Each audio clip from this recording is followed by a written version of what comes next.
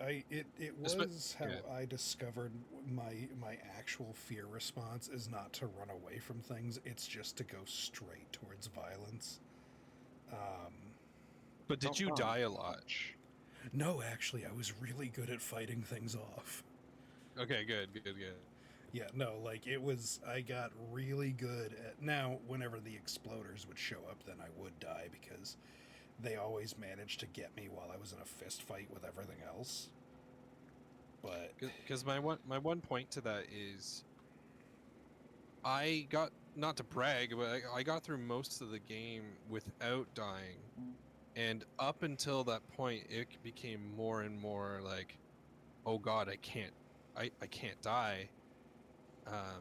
And then like after the first time I had like died and you like restart from a checkpoint or whatever, it doesn't seem as bad from like that point on. Like, you know what I mean? yeah, no, I get that. Yeah. But yeah, I that was now I will say the writing phenomenal. I did appreciate that the sequel, or not the sequel, the remake cleaned up the writing a lot. Mm, that's always nice. There were a couple changes I didn't like Isaac had a voice actor in the remake, which like in 2 and 3, yes, Isaac needed to talk. We did not. There Hmm. was no way we could keep the silent protagonist going for 3 fucking games, where people, Especially when he's going insane. well, and where people Hmm. are having active conversations with him, and we need to have like real Oh yeah. conversations going on. But like, one, he needed to be silent, and so like the guy who voiced him didn't do a bad job or nothing. He was fine, Mm. but I was a little disappointed with that. And then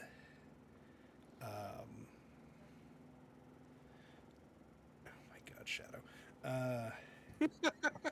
And then the military guy who was with your security guy that was with you in one. I want to say Hammond, I think was his name.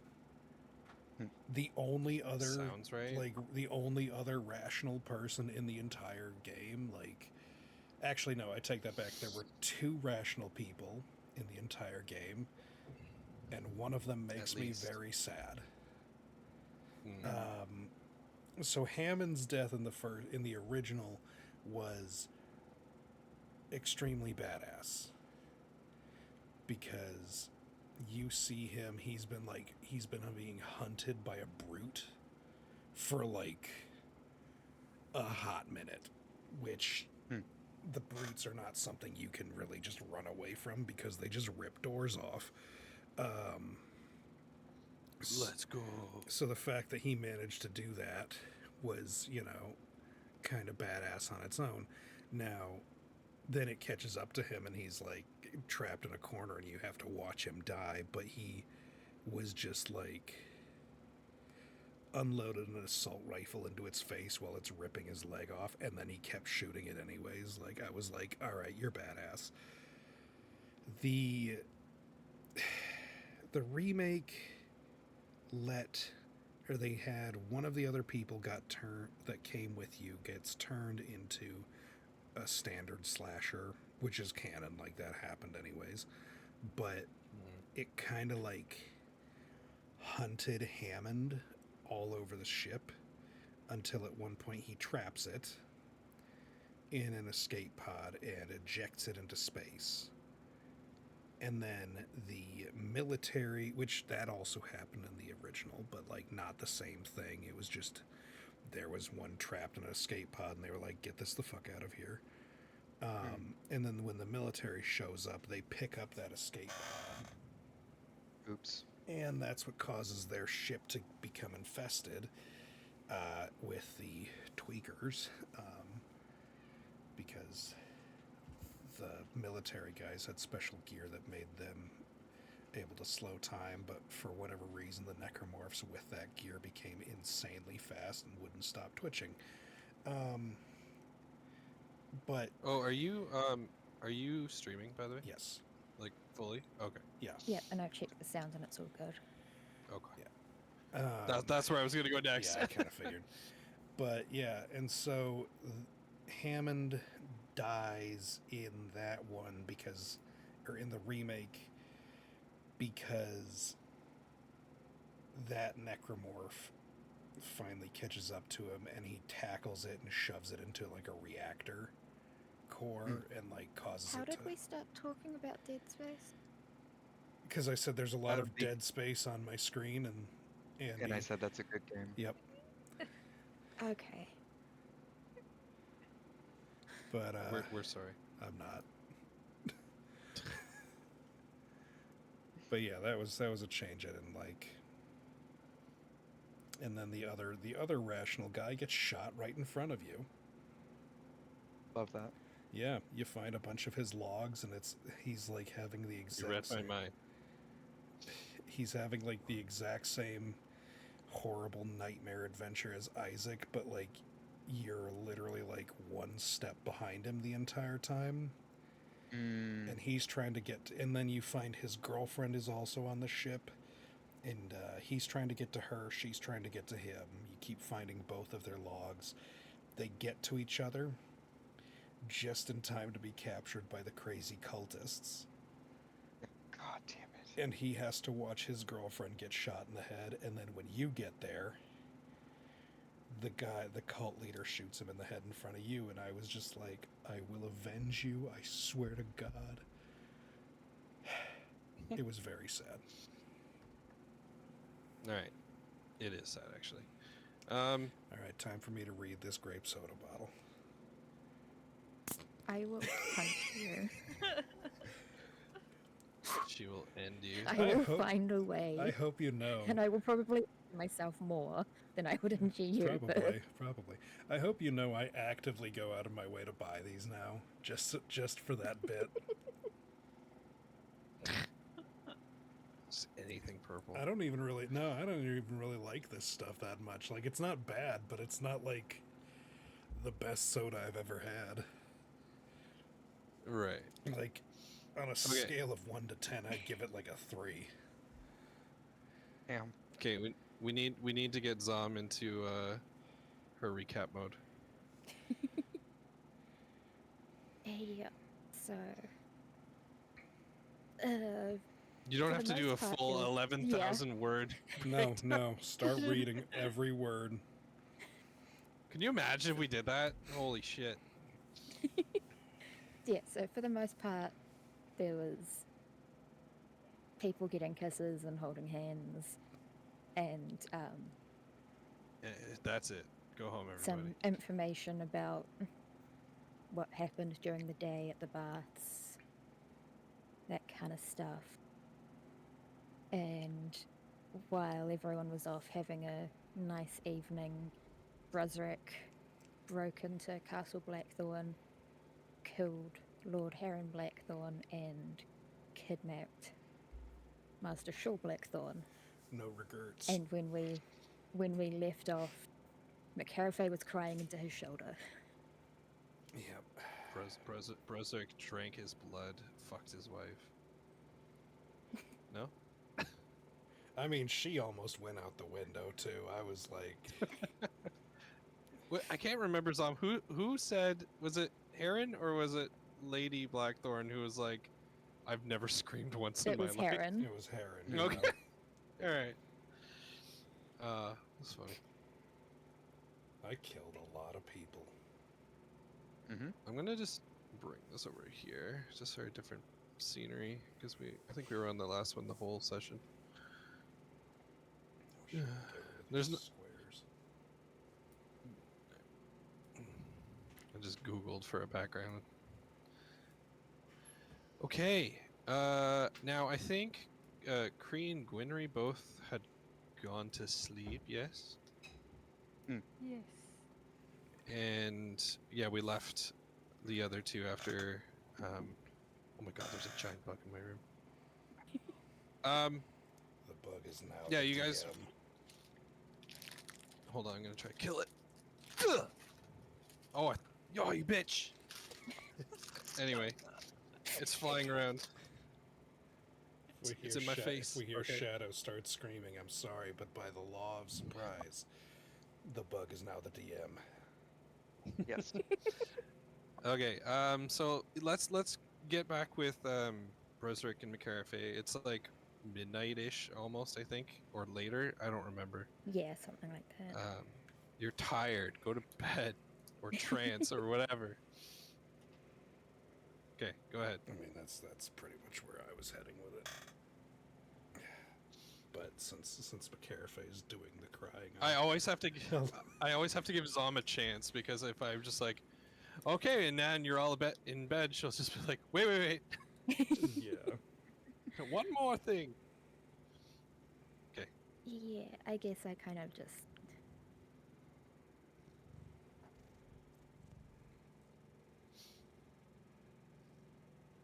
stand up, wipe my face, and just kind of be like, you should probably get some rest. You're probably quite tired. Bresrick's also heavily inebriated at this point too, so That's what I need to be. he kind of stands up and begins to kind of make his way to his room. He may or may not. Before Oh, go ahead. before you go, McCarafe's going to reach into her bag and pull out like a little like stack of paper envelopes and just be like, you don't have to, but you know, if you had some time or whatever, that they're my spare liar strings. If you felt like Oh, Jesus Christ. How many of them are there? oh, that depends on I thought of a smart way to get them all done at once. put them on the I was liar. going to say put them on the liar No. because I thought of that You- already. You could do that, or you could just like tie them String them together together. in like a loose. Oh. Yeah. But wouldn't that like possibly cause them to fuse? You don't know. I don't know. That's true. I don't. Can't. Yeah, I keep, because Oh, Jesus. for the time period, a 7-string lyre would be most likely, but I have a 16-string lyre. Jesus so I might H. just Of course you Christ. do. The forge comes out and it goes. I was going to say 16 days later. We'll just go with the 7-string one, and because that's the one that's like in her art and stuff. So yeah, it's only 7, so it's 6 strings because one of them's already done. That's true. Bresrick takes the stack. Oh my god! What? Did the So, bug? The bug is the, the bug- DM the- now. Sorry. The bug crawled on my head and I smacked it and it died and is on my keyboard. Oh. I'm just waiting for it. It's Ugh. gonna jump up now and like. Surprise. Nope. See, the bug's I think I already just- changing the background. What the fuck? The bug's the DM.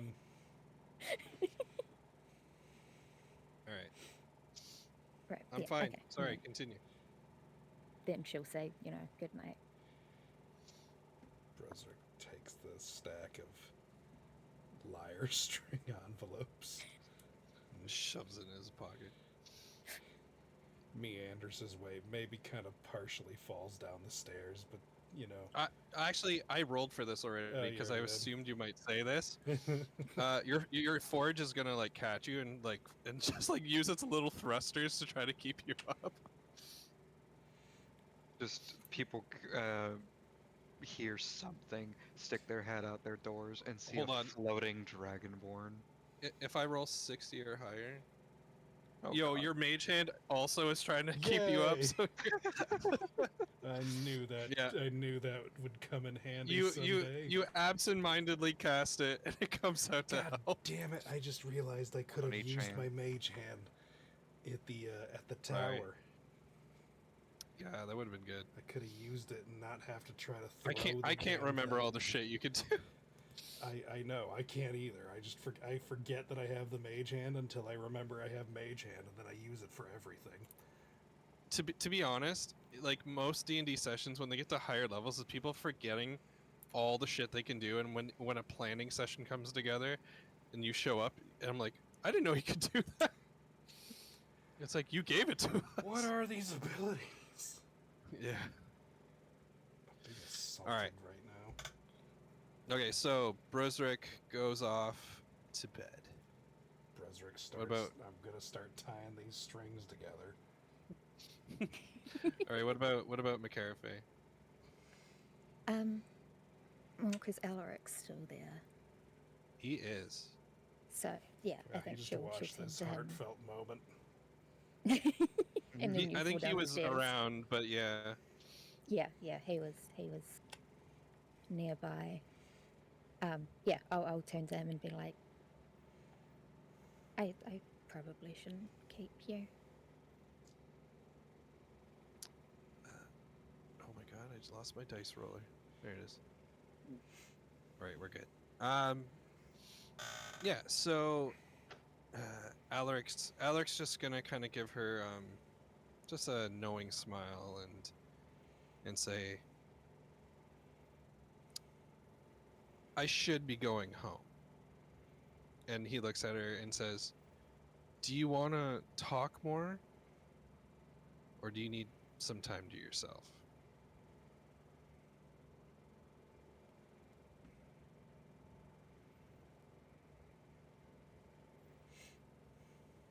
I wouldn't say no to some company. Wow. Now, I can't remember. Did he already send Giuseppe home, like, earlier? Yes. Yeah, I have a memory of that, yeah.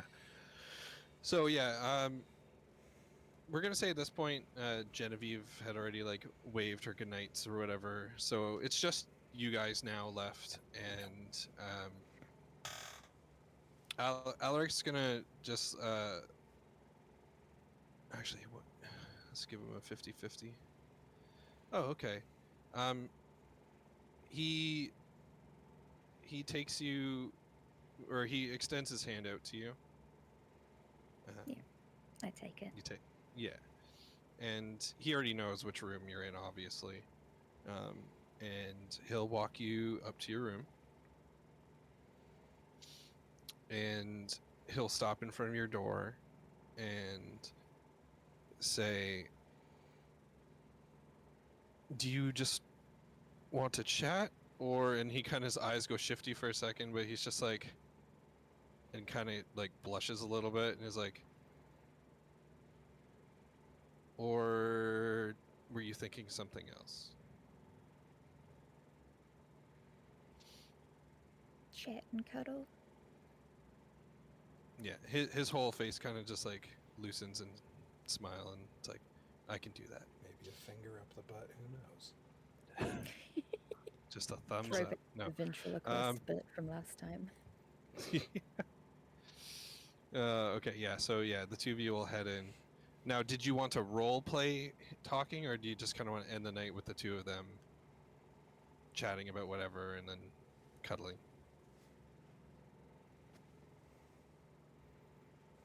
Like in story, they would keep doing that stuff.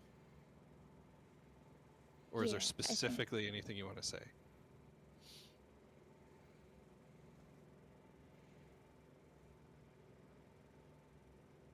Yeah, honestly, I think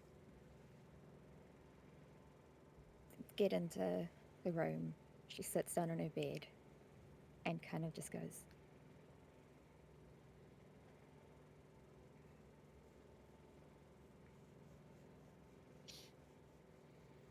I think the weight of everything is starting to like dawn on her, Mm-hmm. but she's And I think like as- trying to keep it together. And I think as that's happening, he will just put his arms around her in a comforting way and just rest his head against hers. Just in like a calming gesture, you know? Yeah, yeah. Doesn't say anything. So I'll leave that with you unless you want to add anything else. I think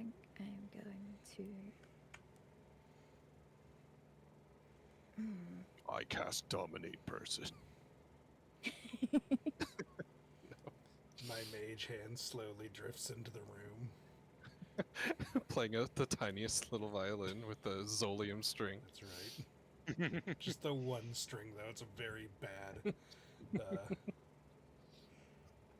Very bad rendition of That's My Heart right. Will Go On. That's right. I love those. I'm trying to decide if she would be. You can always do what I do. Make it a 50-50 choice and roll a D100. Oh, I was just thinking because I feel like probably a panic attack. And I'm like, do I Ooh. roll to try and resist it? Yeah. I mean, Or you does can. she just kind of go, okay, I think it's just need to kind of get this out." interesting. I think it's kind of interesting either way. I mean, I think having it and then, or not, but the chance is kind of interesting. Yeah, I would say it's a pretty.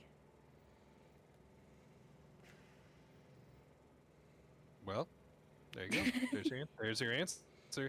And you burned your first 19. Yeah, I was gonna say it would probably be, if we're going off the scale, like a 20 or a 25. I think for how difficult it could have been, I think McCarthy meets it.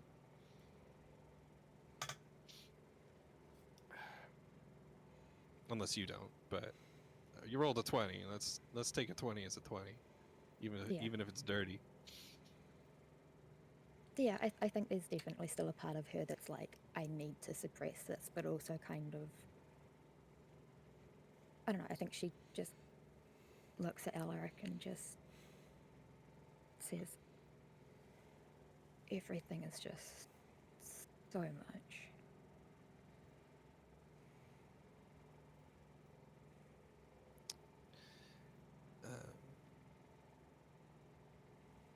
I think in this moment, he's just going to make an acknowledging sound, like, and just like continue to just like hold her, like maybe scringe tighter. You know what I mean? Like just Yeah. trying to emphasize that comfort and like warmth and security.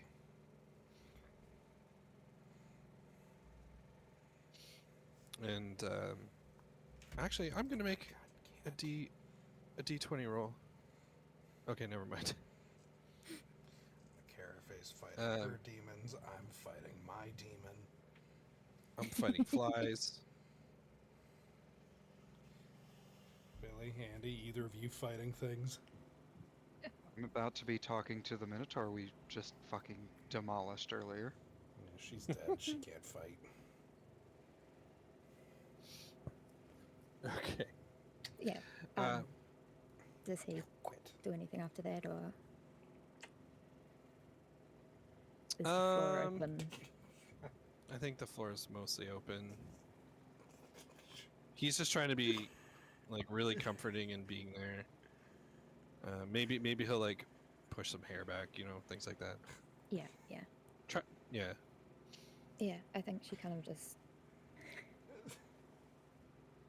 You okay over there? I'm sorry. Look at my stream. What's happening?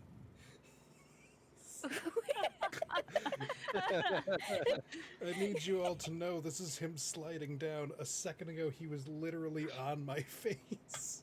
He wants the grape soda. No, he was straight up just attacking my face. The fact that I'm holding my hand out to keep him from knocking the bottle over is why he was going for it. But yeah, all that quit hitting the microphone. All that noise was me having my face Drowning walked in on. cash. Pretty much, yeah. He's like trying to give me kisses and shit.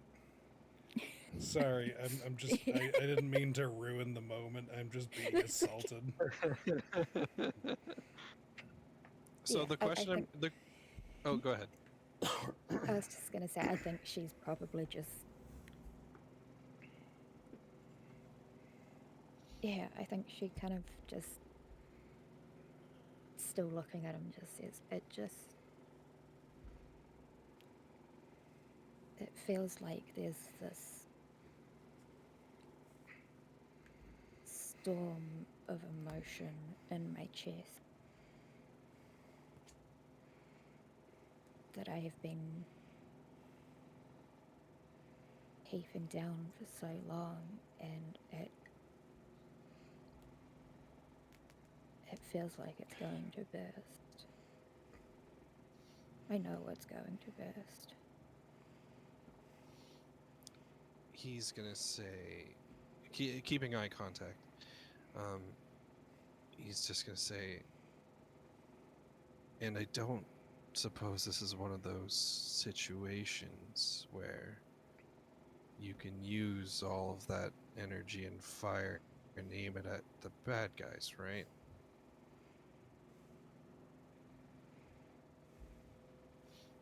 I think it's one of the situations that's likely to do more damage to me than anyone else.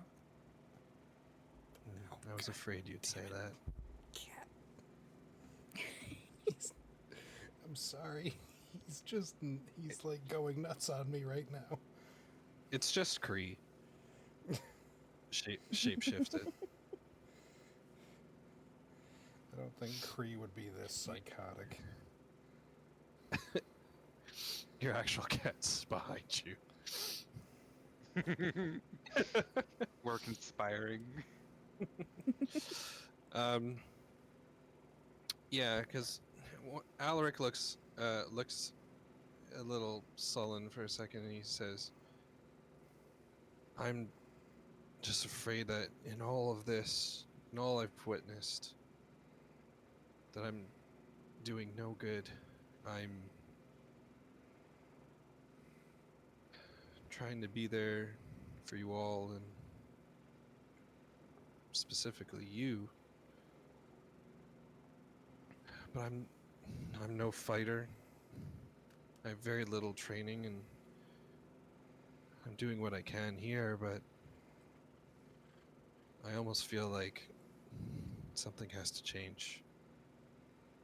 And if that change leads me into helping you," he kind of just closes his eyes. It's like, it'll be worth it. Gay.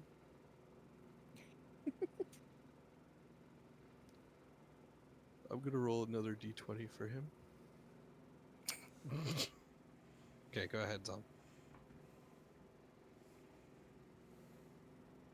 Yeah, I don't think she really says anything in response. I think she just starts crying.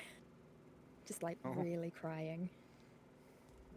He'll, if you allow it, he'll scoot up, pull, like, are you guys laying down or just sitting side by side? Probably sitting. Okay. He's gonna, like, hug you. And if you allow it, he's gonna kind of pull you to lay beside him on your bed. Yeah. Kind of like your head kind of in his chest, this kind of thing, like not cradling you, but you know what I mean, like just pulling you Yeah, in. yeah. And yeah. And then he's just gonna like just like put his hand behind your head and kind of just do like, you know, that reassuring kind of like feel good head scratch kind of thing. Hmm. And just kind of hold you tight. Yeah. Yeah, I think she just has a massive cry. Yeah. I think as you calm down, though, since you don't need to sleep, you hear him just subtly, not snoring loudly, but he has definitely fallen asleep. I mean, he doesn't need sleep either. Well, He does he's anyway. used to sleeping. Wait, isn't he only a half not elf? Not Yeah, they all still have elves need to do the phalanxes, so- trance. I loved reading that when I was like, the elves can choose to sleep? That's amazing. But why would anyone choose to sleep? Because sleep is fucking amazing. Because he also rolled a 3 on his Constitution saving throw. I see. He rolled a 16 the first time. Yeah, so yeah, he just falls into a light sleep. You can easily maneuver out if you wanted to. If you wanted to.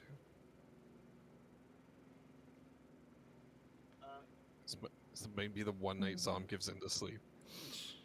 What a coincidence. Soup is also falling into a light sleep. Look over, Cat's just in a chokehold. I mean, he Yeah, is I think literally she kneading just- my flesh right now. Sorry, Zom.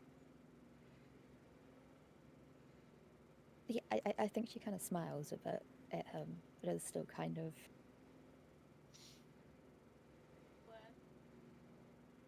There is a lot of noise going on at my house right now.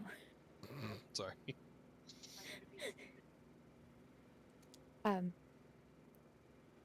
Yeah, she's still crying and probably like shaking a bit, but is kind of. But you feel like that warm. Yeah, and I think she's kind of thinking, all right, I'm supposed to go try and see Corbus. No. At the And same is time, just like focusing really hard, trying to focus really hard on that, but is still at the shaken. at the same time, you're thinking, Alaric's soap smells great. It's just emanating off. No desire to use prestidigitation to draw a penis on his Change head or nothing. I mean, I have the doodle ring. Oh yeah, there you go.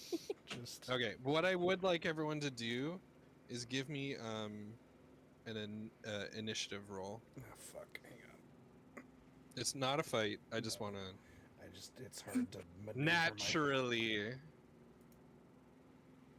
Yay.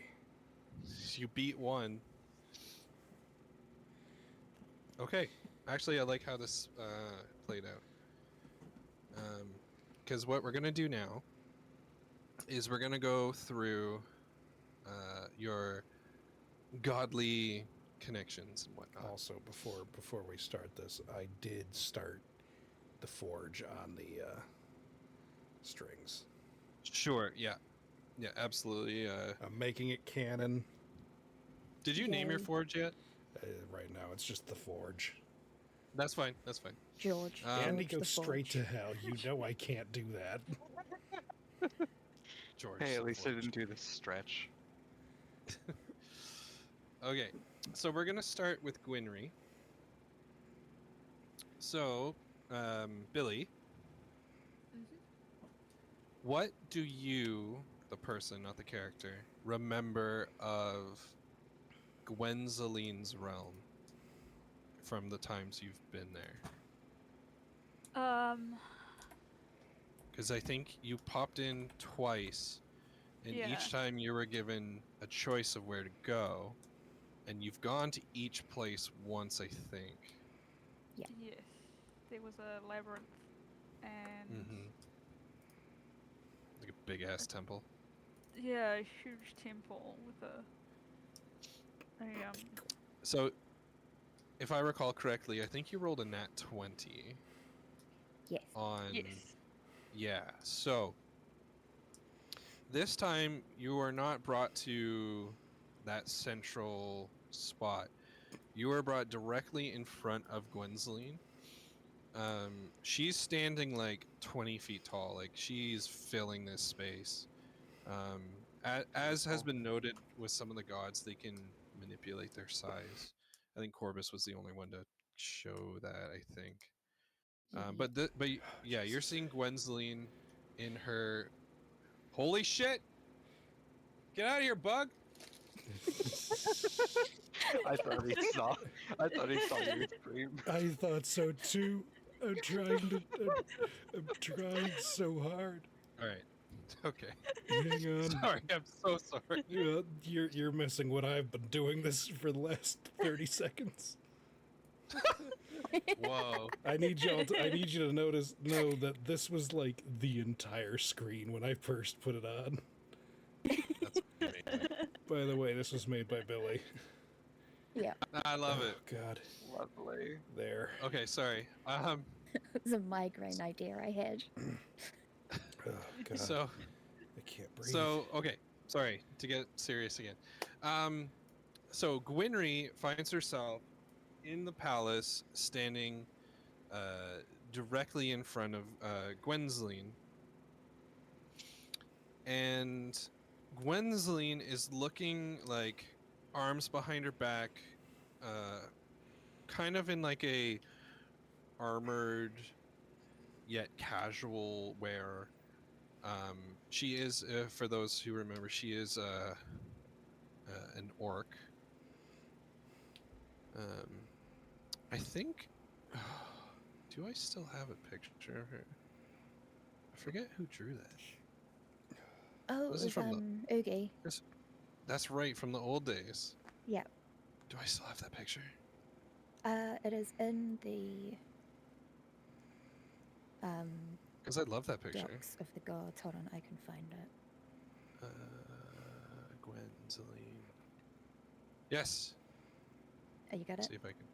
I think I do. I'm trying to right click on it. Nothing's happening. My computer's freezing.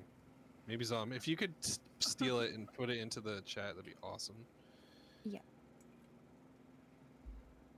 Yeah. Why is my computer like this? Okay. So Gwenzaline's standing there, and she doesn't even look at you, but you hear her voice, because you can't quite see her full face, and she says, "You've definitely turned things around, Gwynry."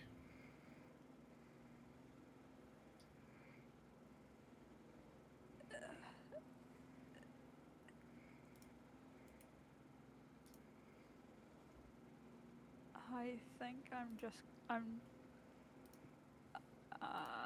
just gonna like nod. Um,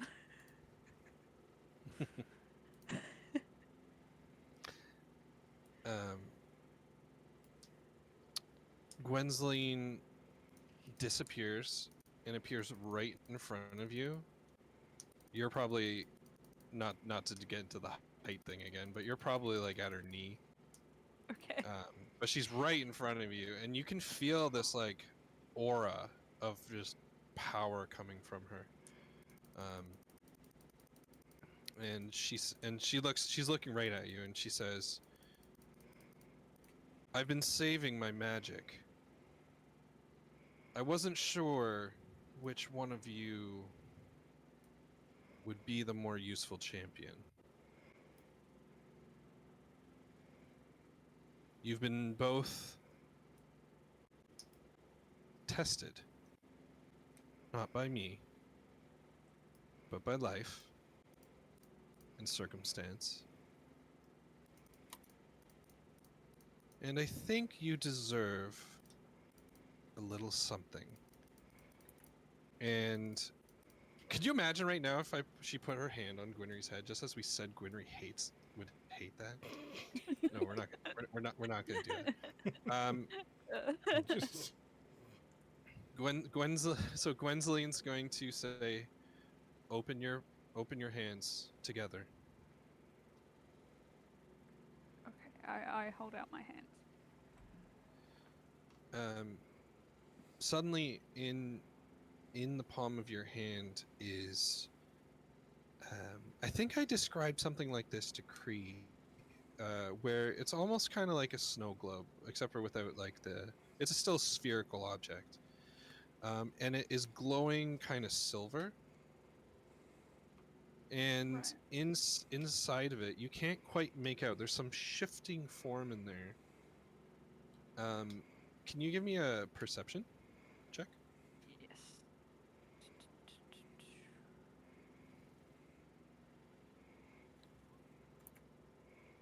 Oh yeah. You hear the ticking of a clock Oh. coming directly from this, and you get a sense that this is a very this is a pretty powerful boon you're holding within your hand. It's hard to give you much else than that. I wasn't expecting a nat 20. But yeah, so yeah, you get the sense that this is extremely powerful. And you notice, I'll give you this with your nat 20. You notice as she makes this for you, she actually decreases in size, probably maybe by like a foot. Like it, and she does seem a little not weathered, but like it took something out of her to give this to you. She's still maintaining her like upright, like one arm behind her back, kind of badass female orc with like big ass werewolfy kind of teeth. And she says, "This gift is for you. You may take this with you out of here, but this will serve you, and it will serve you well. I have one more thing for you. An option. Would you rather have me bring Alastros, and that's the male champion guy. Mhm. I could have him brought to you much sooner. Or would you like to begin the path towards becoming more like myself? And she's going to completely go into her full like orc lady werewolf form. And her voice almost sounds like it's coming out in 3 and says, or become more like me.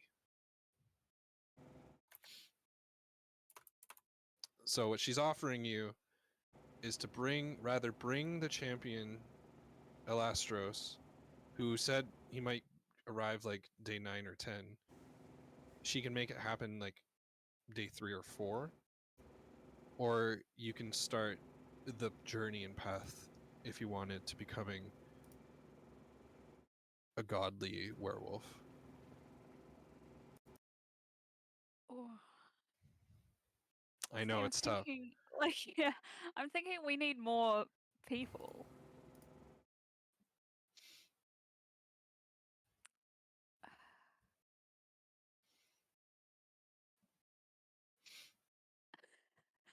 Um, I'm gonna say Alestra.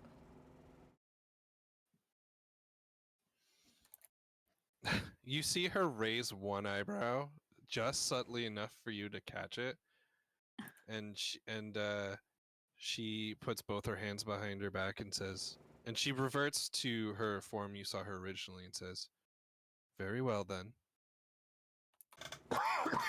I have one request of you, if you Yes. would allow. You fought some interesting creatures today. Would you allow me to extract the knowledge of one of them?" Uh, yes. Um, Expecting.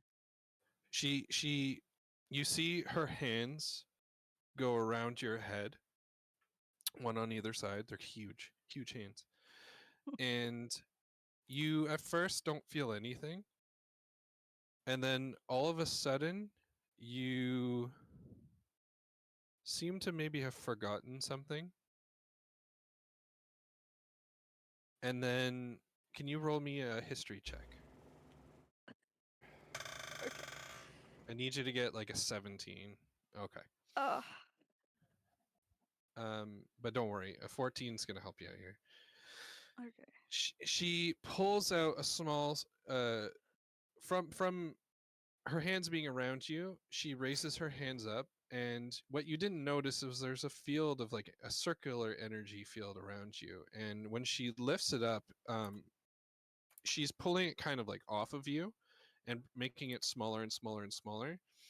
Within this small sphere, you can clearly see the shape of a creature with the body of a shark and the legs of a crab and the hands of the two claws, right?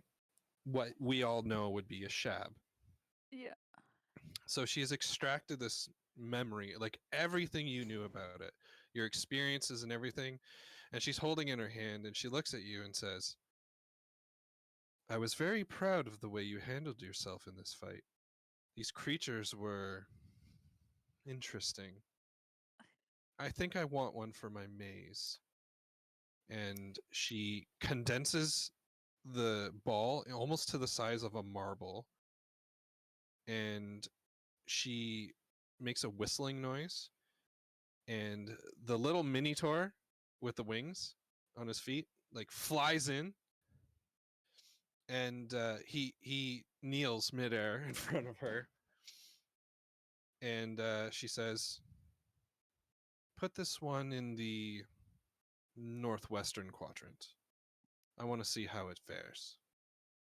And the minotaur goes, and we'll be giving it the usual enchantments. Yes. Go on. And it takes the marble and flies off. Huh. Shovel. Sharp. Yeah. And Gwensleine's going to disappear and reappear back at her throne. And she's going to sit. And she says, our time is coming to an end, Miss Gwynry. No, that's a shadow thing. She wouldn't call you Miss Gwynry. That's me calling you Miss Gwynry. So Gwensleine would just say, Gwynry, our time is coming to an end. I expended more energy than I expected, and my remaining is going to be bringing Elastros to you. But we have a little time to chat. Is there anything you would ask of me? Oh. Oh my gosh, I need to like. If this helps Billy, you get 2 questions before you're No going to just questions. return to sleep. Okay.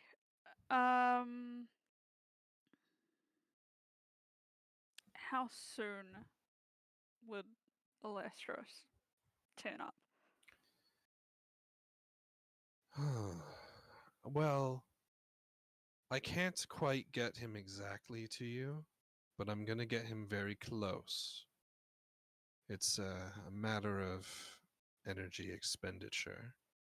But I would say he would arrive most likely tomorrow, your time,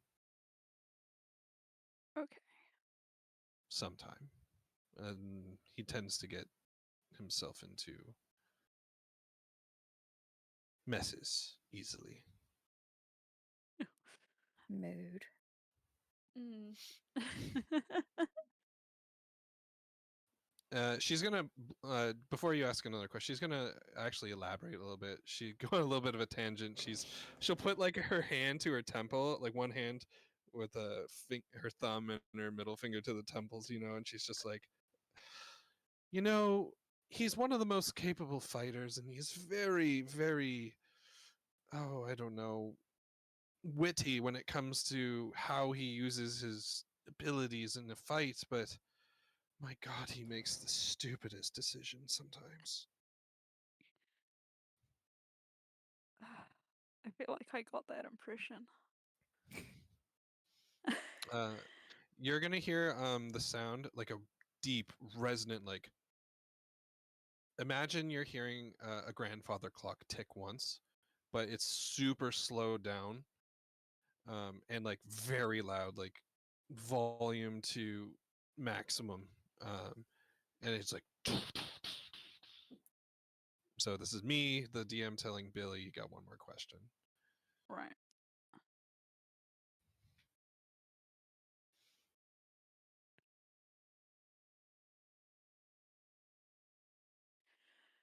Trying to think what I want to ask. Like, It's one of those moments where the everyone else will be like, "Why didn't you ask this?" yeah. I mean, if anyone else wants to chip in, yeah. I mean, I have a question that I would want to ask, but that's knowledge that the others don't have yet, Okay. I don't think.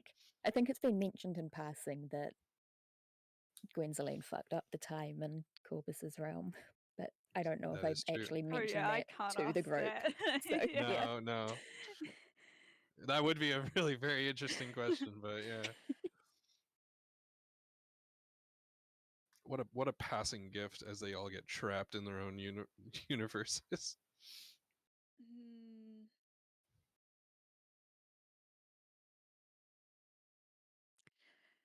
I think I'll ask about the gift she gave me. Ah, okay. Pose your question. Uh, So you still have this What it do? glowing. You have this Yeah. glowing silver. I've got it in my hands. I've got it in Yeah. my hands. I'm going to ask what it does. I believed you deserved something that all my champions should eventually earn. And you're gonna blink, and she's gonna be at the entrance of the temple. So she's pretty far away.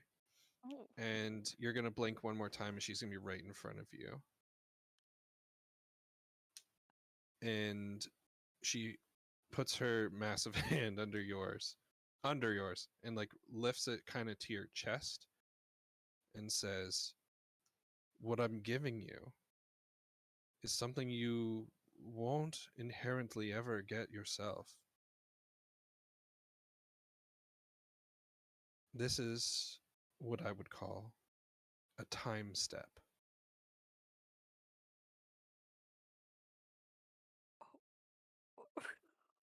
Okay. Yeah, she says that like, of course you would know what that means. A time step.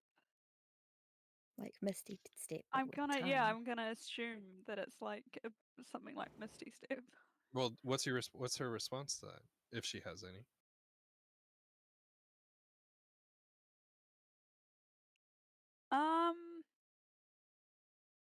I think Winry would sort of just look at the look at the orb in her hand and thank Gwendolyn. Mm-hmm. So she's gonna say to you that, "I know you do not carry the magic with you like some of your companions, but with my power, you'll be able to cast at least this. Use it wisely."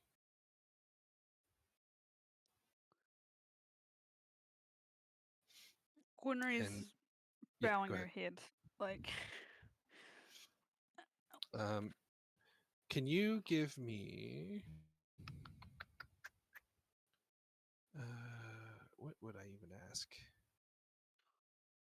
No, you know what? Actually, I'll roll with advantage.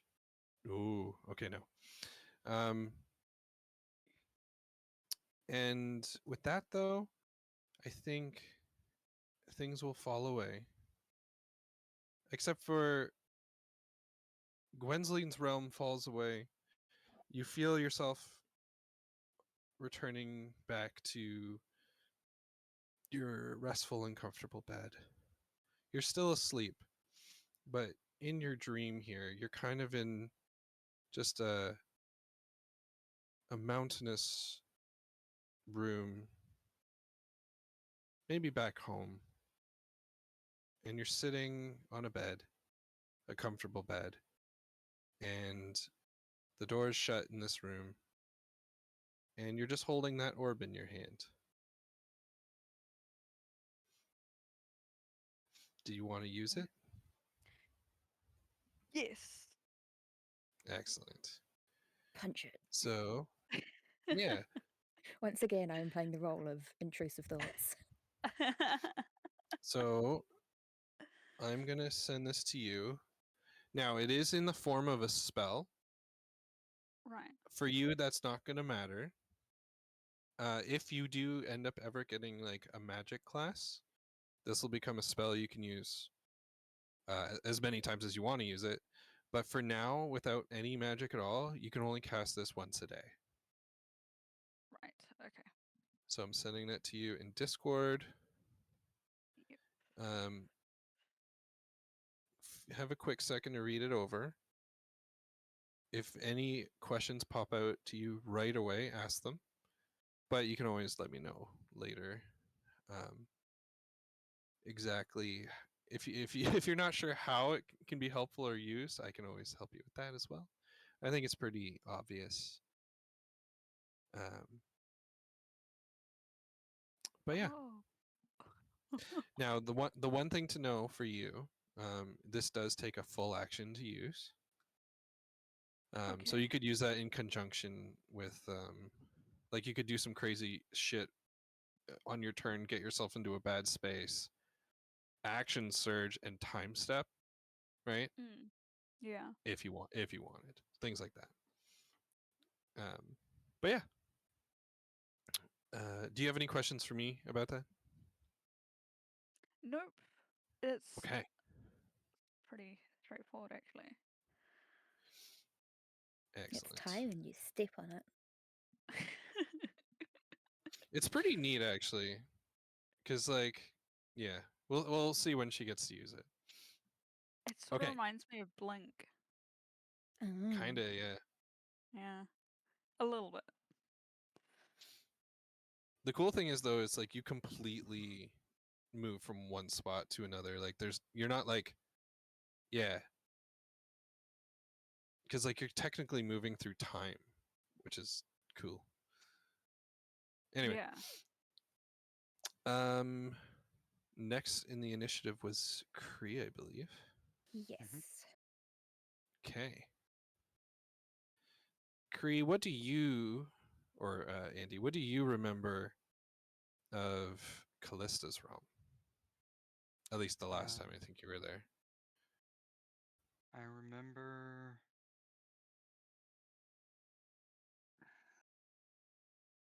I remember the Blood River. Mm-hmm. I want to say there was kind of a citadel almost. Yeah, it was like a very dark, dark stone and all those things. Mm-hmm.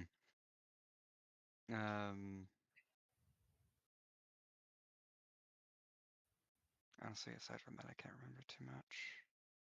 I don't think there was like, there wasn't a yeah, ton of detail put into the area itself. I think if I recall, there was like a line of souls or bodies Yeah. headed towards, yeah. So when you arrive this time, you are outside the citadel. You are on one of the sides of the river, probably the same side as the citadel there. Except for the river this time is water. Completely clear.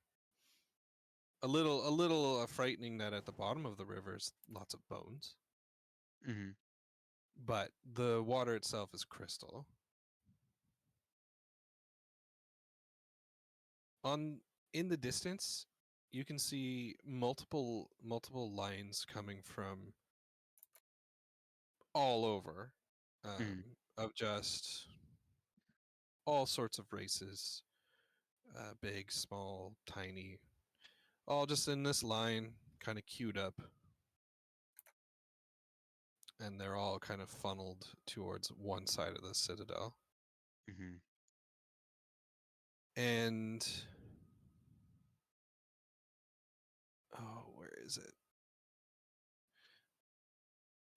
It's wait. Hold on. Is it here?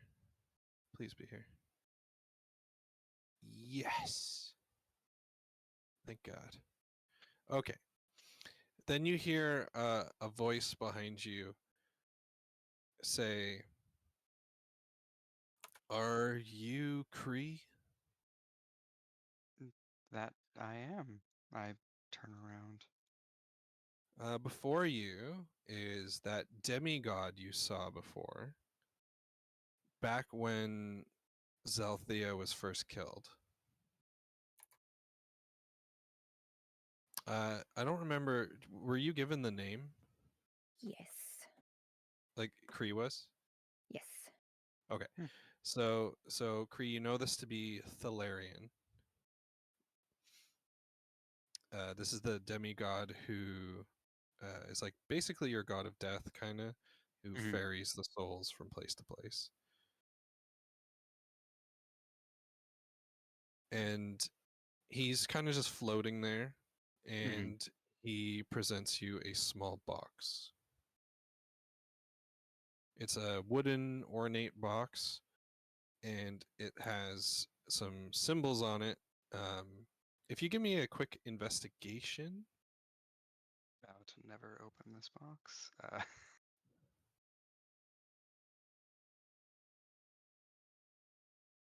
Yeah, I Hey. only wanted a 10. The box clearly has a lot of symbols on it that would make you think Minotaur. Um, whatever language actually is spelling a name there, you can't quite make out. Hmm. But he presents this to you and he says, "I was told to give it to you in this form. It's kind of like a soul key. Our Lady," and he gestures over to the giant castle there and says, Mhm. "is waiting for you."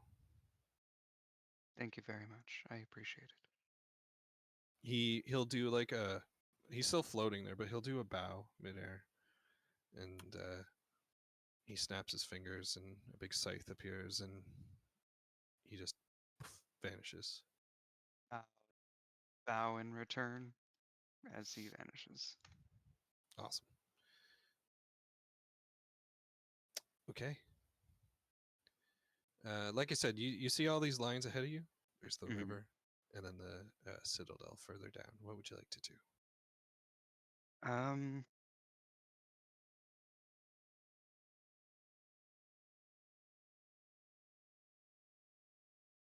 Let's see. How did I?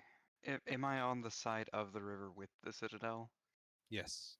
Okay. Yeah, I will. I'm just confused by just the change in scenery. And mainly how the river is run clear. Um, Slightly concerned, I turn back toward the citadel and I will head inside. Um, once you get inside, you're gonna hear the sound of like a small child laughing. And can you give me a dexterity saving throw? Sure. You only need to get like an 8. Yeah, you're fine. Yeah, you easily dodge this little kid as he like comes running around the corner. You probably think this is that kid that Callista like brought back to life and turned into a baby, Mm. but is now probably like 5. But like just chasing kind of like a will-o-wisp, like a small little Mm. moat spirit kind of thing. Mhm. And completely oblivious to you. Mm. Um, yeah, he'll stay in the room that you're in, kind of trying to catch his fairy in the corner. Mhm. Um, and you'll hear Callista beckon you from another room. Oh, Cree. I follow as soon as I hear my name. So this room is a room you haven't been in before. Not that you would know, because these. It seems with Callista, she can change things on a whim, or at least that's maybe what she uses her magic for. And I think the last time you were here, you had the choice of collecting a trident. Was that right? Yeah. Or was that yeah? It was the That trident to the remains. mammoth. Yeah, that trident remains. It is still on a table, but that table is now like at the kind of corner of the room and back up against the wall. There's now a new table, big like stone table with all sorts of like runes and ritual circles, kind of like small and big. And on it is the body of Zelthea. There's almost like an ethereal chain energy around her. And Callista kind of looks upset. But when you heard her voice, she didn't sound upset, but she looks upset. Is everything all right? Did that ingrate give you the thing we need to interrogate her? I assume you're talking about this. I hold up the box. Ah, yes. She goes closer to you, but she clearly wants to take it out of your hand. But you can feel. Actually, roll me an Arcana real quick. Picking everything You that can. I have only 1 point in. It happens. You're definitely feeling a crackling energy. You're not exactly sure what it means, but it started to crack when Callista got close, and she senses this too and stops. It says, "It's going to have to be you, not me. He still hasn't forgiven me." Drama. Mind if I ask what happened some other time? Yes. Let's Okay. say we'll put this on the to-do list. Sounds good. I'm curious, but I don't want to dig, and I know we're on a short time. Right. Well, let's just say I cannot open that box. Fair enough. Just tell me what to do. Yes. Place a hand on the body. Okay. Think about the person that you want to unlock their soul.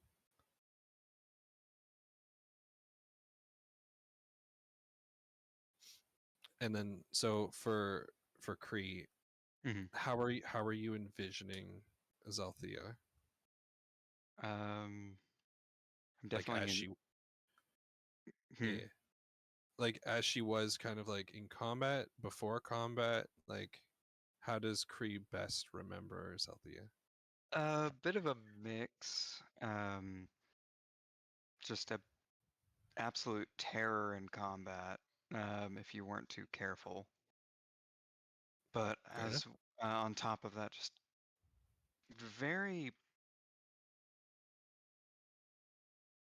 inappropriate, I guess would be a good word.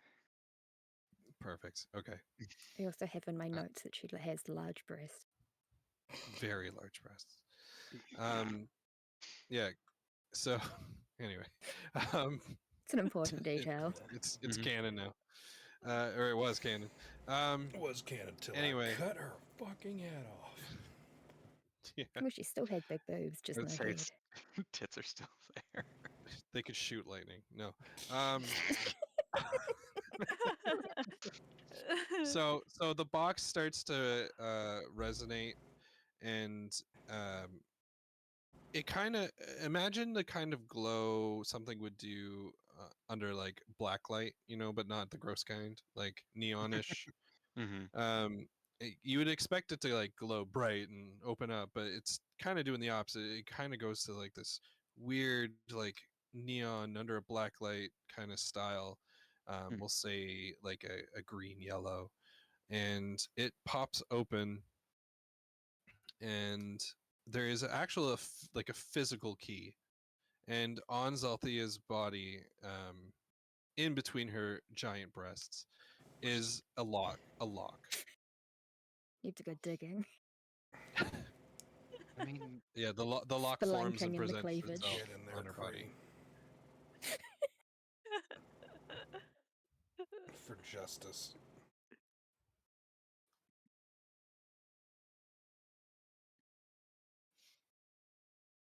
yeah,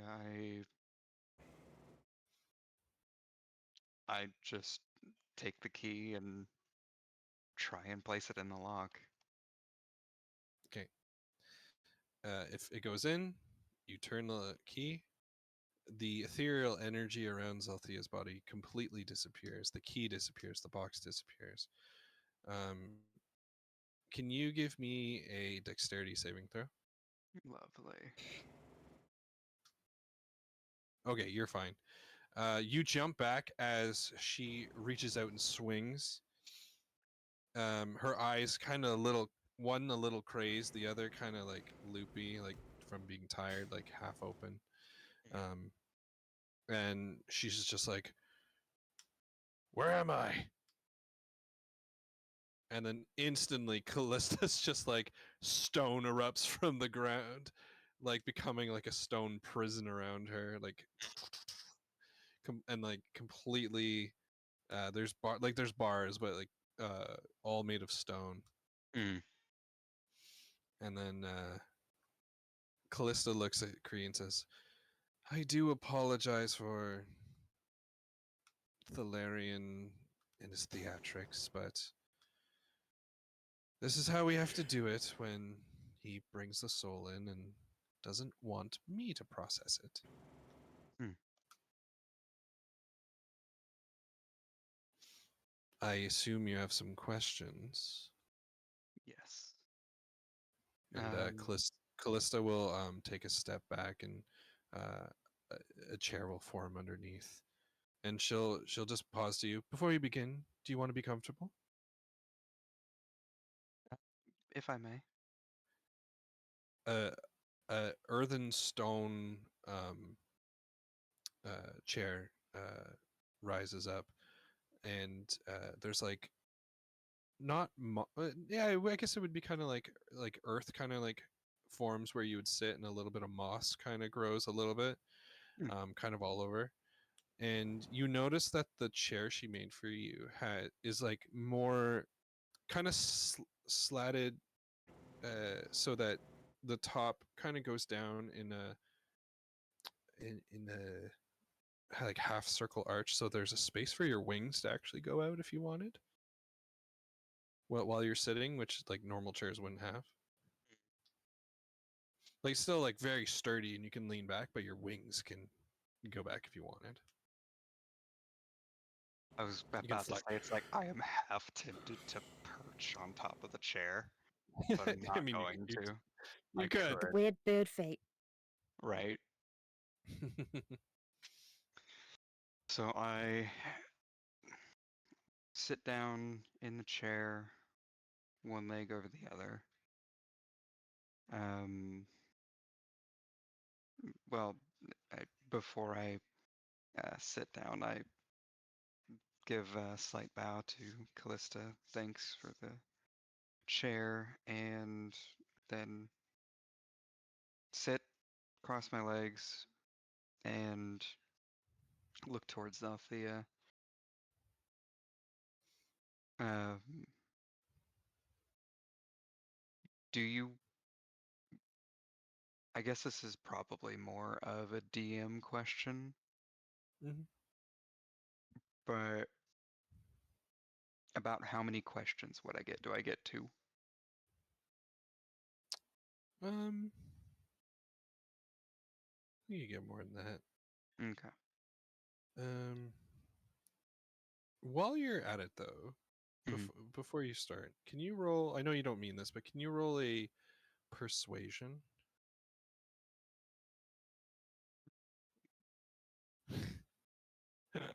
Okay, it was just a flavor thing, and it's not gonna happen because of that one. That's okay. Okay. Afterwards, I really want to hear what it was. Yeah. No worries, no worries. But yeah, so I Just just you keep asking, and then I'll tell you when. okay. I want to just start off. Do you remember me? How do I want to play this with her? Because this isn't like Speak with Dead, just so you Right. know. I think that's the whole point. Because if Callista had control, this would be basically Speak with Dead. Mm, But because of Thalarian's meddling, this is you speaking with actual Zalthea, but dead. right. So, um, sorry, So what did you just say? What did you just say again? I just asked, like, do you remember me, or do you know Right, who I am? right. So her eyes are gonna narrow. I'm gonna do okay. She's gonna shake her head a little bit and say, "You were the sexy one.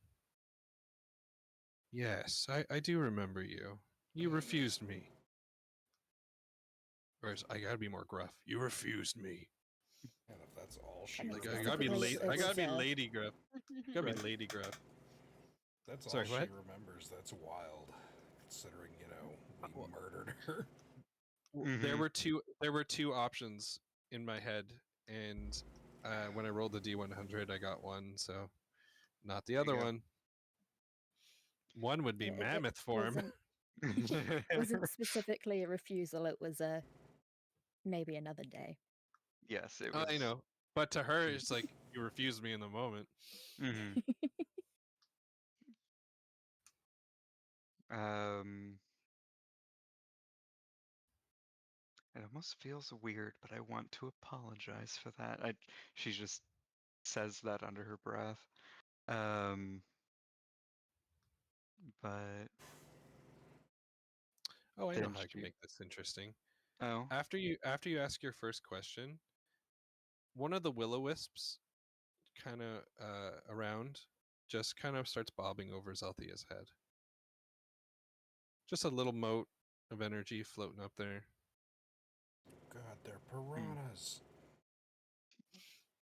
Soul piranhas. All right. What do you remember of your mission?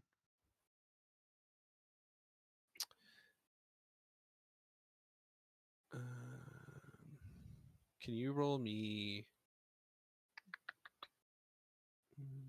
Actually, no, I'll roll.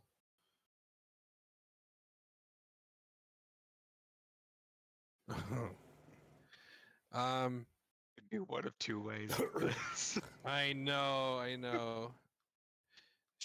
So she's her eyes are gonna scrunch like she's really straining to remember. Cree not one Cree pondering, is she just stupid, or is she just having trouble due to being dead? Mm-hmm. Um,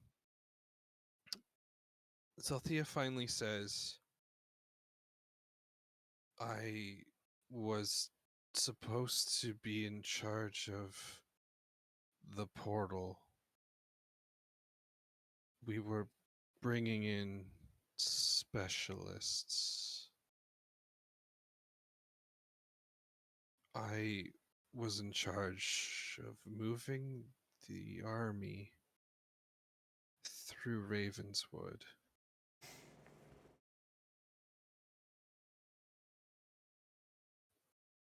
And she's kind of out of it, Mm-hmm. like really shaking her head to remember. and That was we I rolled a history for her and she got nat 1. oof. Jesus. And did we figure out if the portal that was in the book was that an exit or an entrance? You mean the one that she Or had just on her? yeah, or was it just like I don't think one we or the figured other? It that could out. be either.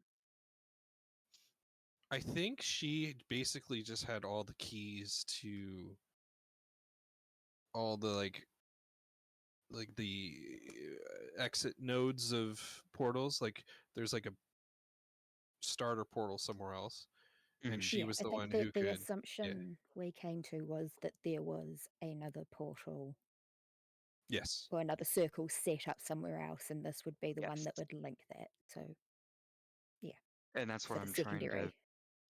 I wasn't sure. It's like if it was an exit, then she could choose where they come out, or if this was an entrance, she could literally go to them, and there was somewhere that they would just appear in the woods or something, Mhm. in a somewhere that we didn't know of,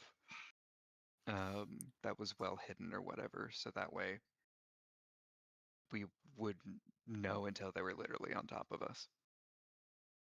Yeah. Um, So after your second question, another mm, will-o-wisp appears above Salthia's head, and Callista tilts her head to the side, puts a fist up to her cheek as if she's just kind of like waiting for the inevitable, staring at the will-o-wisps. I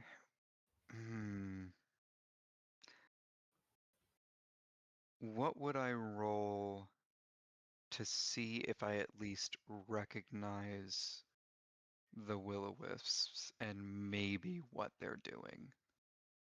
Ooh, it's a little tough. But I want to give you a shot for it. So I'm just gonna open literally anyone because I don't have this. Come on, Silvara. Okay, what would you roll? I mean, the easy answer would be Arcana. Weirdly, I'm gonna because we never use this. Can you roll me religion?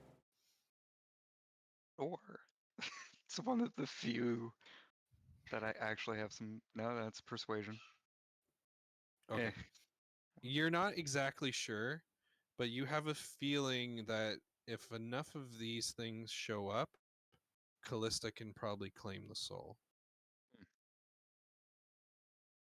That that'll be the gist of what you get. but I'm There's yeah. more. There's probably more to it, but yeah. No, that honestly that tracks with what I was thinking would happen. So Mhm. um,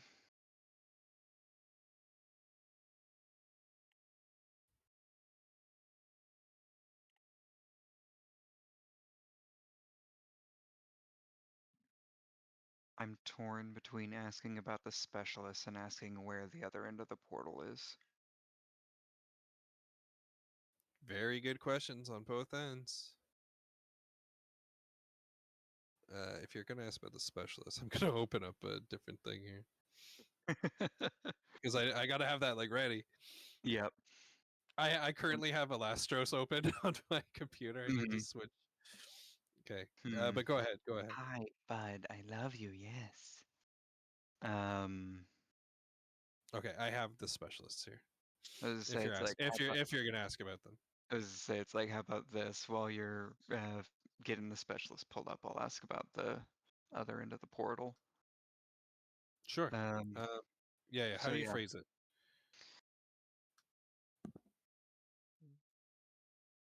where is the as precise as you can tell me the location of the other end of the portal or portals that you have set up? Okay, I'm gonna roll another history. Now you want Zalthea to roll well. Mhm. Okay, Hey.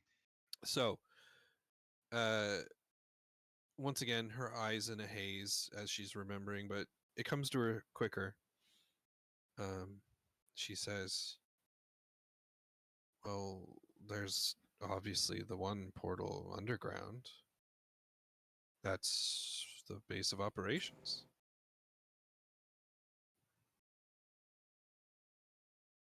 Well, shit. Where? But Mhm. there's also the other one that we're working on. It needed work. Lune's gonna have to finish it now. And does she not tell me where that one is? Nope. But you Okay. know of two. Mm-hmm. So we know there are two. One is in the underground layer where they're keeping people. And extracting the nightmare. Another moat will appear above Salthea.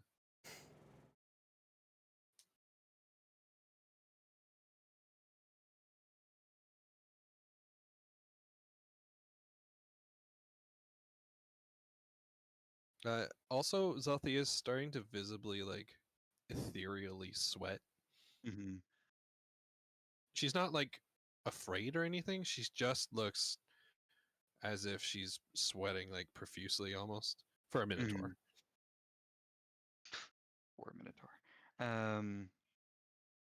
Hmm.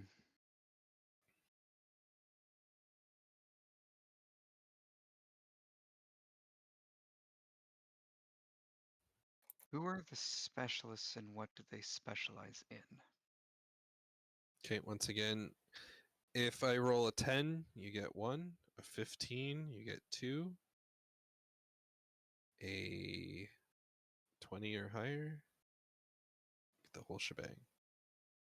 A nat 1, huh? I'm gonna be kind. I'm gonna be kind. I'm gonna be kind. Yeah, it's not fair. I'm gonna be kind and give you one anyway. But I'm gonna just loosely describe them and then you pick one, okay? Let's see here. Here. So What? dead silence, and my brother just says, "I always like being big and fat." Don't we all? Hold on. Okay, where's the Oh, other one? timing.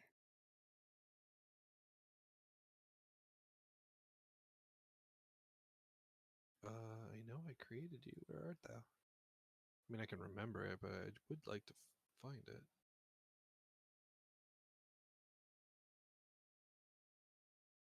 I mean, worst case scenario, I just let you choose between the two and just go off for the other one. What the fuck? Where are you? Shadow's having a fun time. I remember what his name is, but I can't find his lame. That means I'm gonna have to go go find wherever the hell it actually is. Okay. So she's going to say, well, there's the rock holder. There's the toxin man. Or the machine lord. I'm gonna have to commit a lot of murders. And she's really like struggling, but you know that if you ask about one of them, she'll probably answer.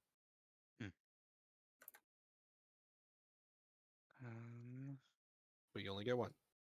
Only get one. All right. It's bugging me. I can't find this other guy. Like I remember everything about him, but I can't find him. So you said Stoneholder, Toxin Man, and Machine Lord. Mhm. All right.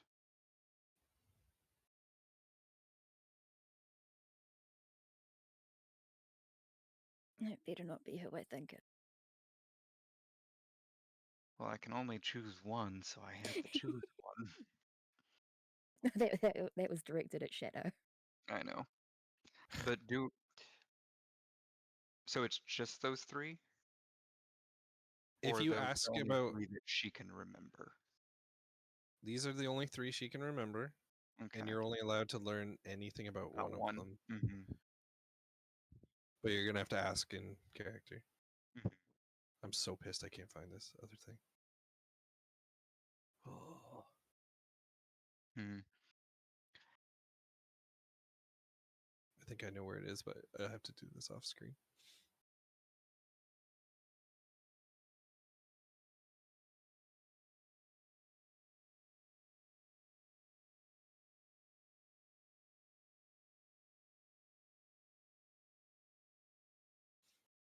Who do you want to know about? I don't know. I want to know about all three. I'm bad at decisions. And it's only you. I am just hyperventilating over here. Did you Mhm. say it was an I mean- acid one? Poison. Toxin. Toxin. Poison. Toxin, Toxin yes. Man. Mm. So yeah, we have Toxin, we have Machine, and we have the Stoneholder. And trust me, I this can't was like say anything. this is like the stupidest way I could describe each one. Like imagine Zelthia's brain, and like what it probably really is versus how she's describing it. Right. Like I'm not saying Stone Man is like Thanos, but imagine like the stones are probably not rocks. Mm-hmm. I'm assuming they're a mage of some sort. Yeah, Caster. something like that. Probably like the stones are a focus or a ritual Something, component. yeah. Here, let's do this. Okay. That would be Machine Lord. That's the one I can't fucking find. Anyway, I know all about him anyway. I created him. So Zelthia, her eyes will kind of like not roll back, but kind of like she's starting to something's going on, and she says, "The Machine Man. I only met him once. He's a one-man army. He deploys, and the magic, it does something. He put it in a village, and within a few days, he left the village, followed by a bunch of automatons, metal men, metal women, metal children, metal dogs, metal cows, metal chickens." She shakes her head as another mote of light, and the motes of light are starting to descend on her. Mhm. You feel like you have one more question. Right. We'll even say like her body is starting to fray, like visually, like picture like your fingernail and like it flakes off, but like it's gone, slowly. Right. Yeah.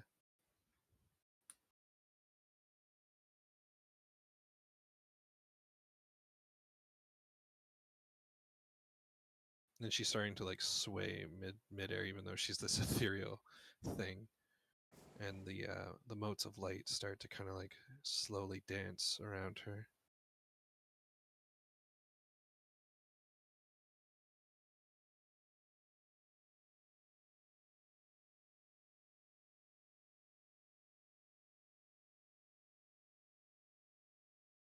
And me, the DM, telling you, don't ask about the other two guys because she will not remember them. Right. No. Don't waste your question there. Yep. That nat one does wonders. Right.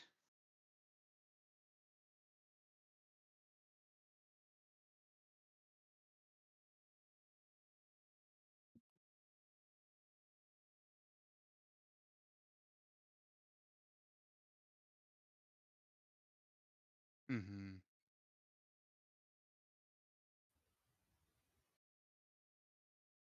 Where is the main base that you were talking about? Come on, we're gonna get you. We're gonna get you one of these. Okay. No, no. I even added a +3 there. No, I'll still give it to you. So,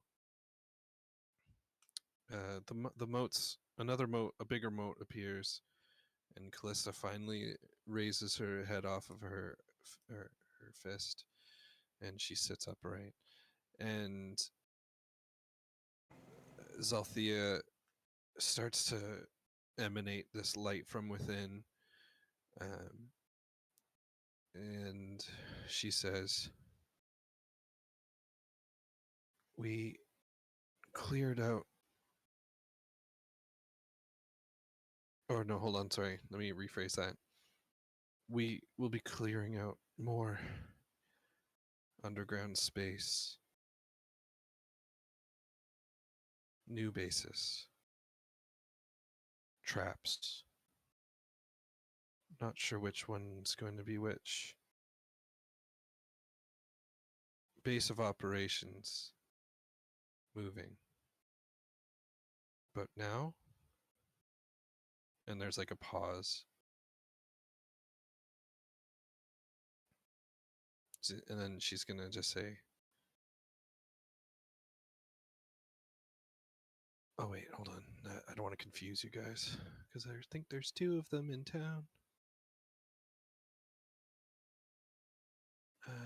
Just make sure I say the right thing, because if I say the one thing, you'll think the wrong thing. Where art thou?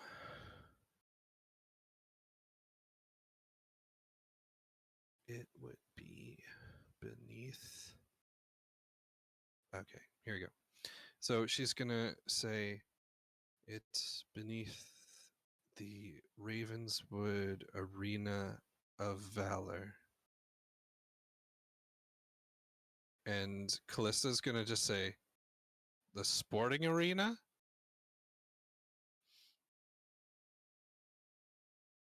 And she's gonna stand up and kind of walk over to Kree with our arms crossed, staring at Zalthea. Mm. And she's gonna lean in to you, Kree, and say, I don't think that's the place where you guys fought your little monsters. Good to She's know talking that about there's- the pit. Yeah, the pit.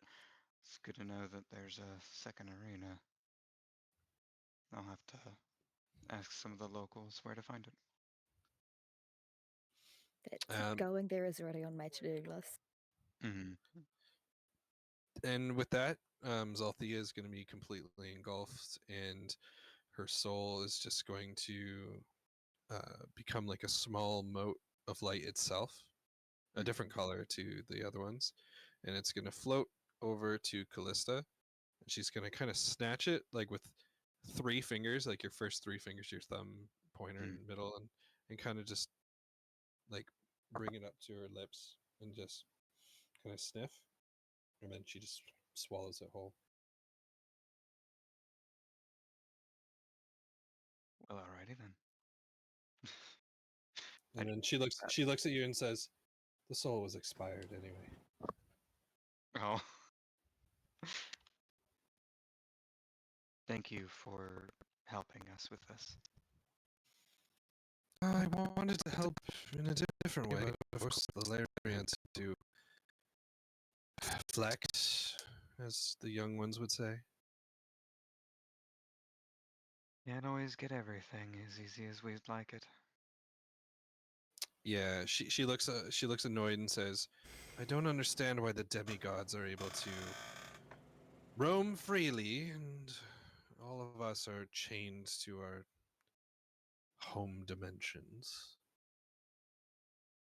Because they know that only your power can rival his.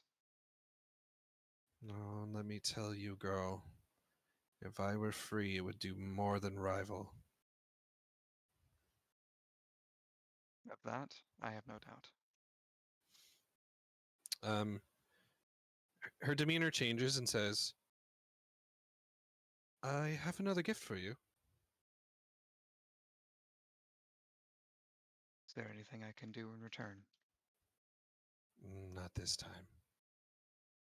Well, actually, I would really like to talk to that girl who's been finding ways to send souls my way.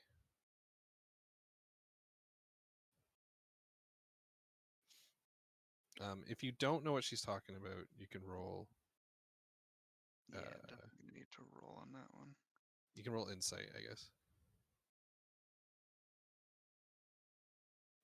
You have a feeling she's talking about Lune, Mm-hmm. but at the same time, could be even like Janaea. Hmm. But you see the trident on the table. Mhm. It raises, goes completely upright, and goes right into Callista's hand, and she kind of like twirls it, and then in her other hand, she smiles as another orb appears. Much like I said with Gwynry and like your other gift before. Mhm. Except for this one is like one of those like obsidian black with like the outer tinge with that like purpley vibe to it. Ooh. Yeah, and so she says, "In here is a spell. It's not the most powerful one, but I think it would help you in your endeavors." And then she extends her arm with the trident and she says, "This is the same trident as before. It's the trident of shadow spores." And if to remind you, it's like a piece of like magical wood infused with obsidian and like dripping like shadowy essence from Hmm. the three prongs at the top with shimmering black crystals.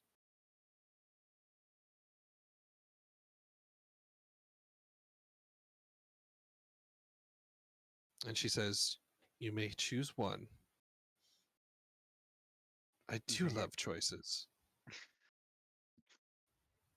may I ask about the spell? Give me a persuasion. So Go she middle of says, the road. God damn. yeah, it's fine. So she says, "This will let you use a little bit of my power when you attack with your weapons, specifically melee weapons." And she looks over at the trident. "I wish I could give you both, but alas, I cannot." Wish not to be greedy in your presence. "Oh, trust me, I'd give them both to you, girl." Oh my. Here, I'm gonna roll to see if she slips up on something. Yeah, okay. So she says, she kind of looks wistfully at you and says, "Don't take this the wrong way, but I appreciate you need me."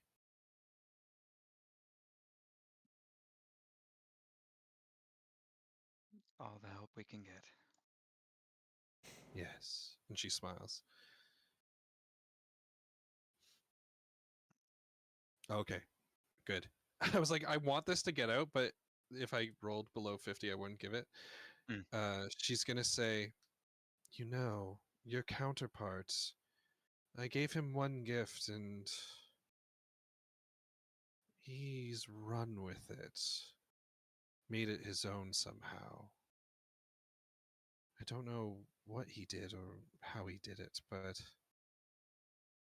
believe it or not, I can't bring him here unless I really used all my power to do so.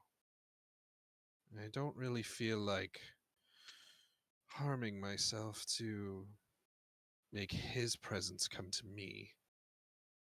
Yeah, that wouldn't be a good trade, I don't think. No, but if he ever needs a good talking to, I will. Anyway, back to you.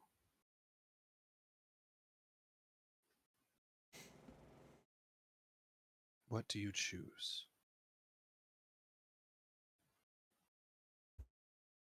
Spell to infuse any of my weapons with.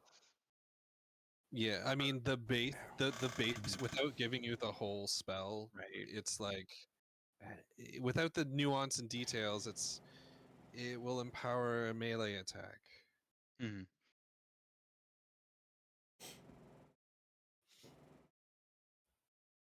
Or do I go with a new melee weapon that drips black ichor?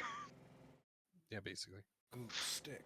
Goop stick. Why don't you give me Oops. a That's right. Goop why don't stick. give me a perception roll. This might help with your choice. If you get a nat 20 here, I'm gonna lose it. Okay. That'd be hilarious. That would have been the funniest shit. Yeah, inside the orb, you can see like um like a dark lightning bolt, maybe like orange and black, just bouncing around like the DVD symbol on the thing, just corner to corner, just bouncing around, going all over. It's And an then orb, it inside, doesn't have corners. you know what I mean. And inside, and then on the trident, because you rolled pretty high, you see the etchings of what you would probably visualize as spores. And at the very bottom of the shaft, you can kind of see like the scratching of like a small kind of demonic little figure. Hmm. And it's kind of got one I of am those an impish. adult. It's kind of one of those impish kind of like where the eyes are kind of slanted in like a menacing evil way, but with like a little grin. Mm-hmm. And that's kind of at the bottom there. Okay.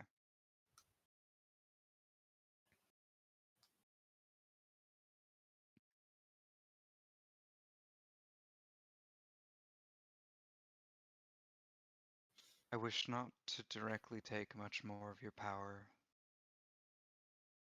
So I um I will gladly accept the trident. Ooh, I actually thought you were going to go the other way. But I'm happy you went I this only way. have one melee weapon. Okay. Goop stick. So Goop stick. And to be fair, I don't know if if it's one of those things that I can like cast it on.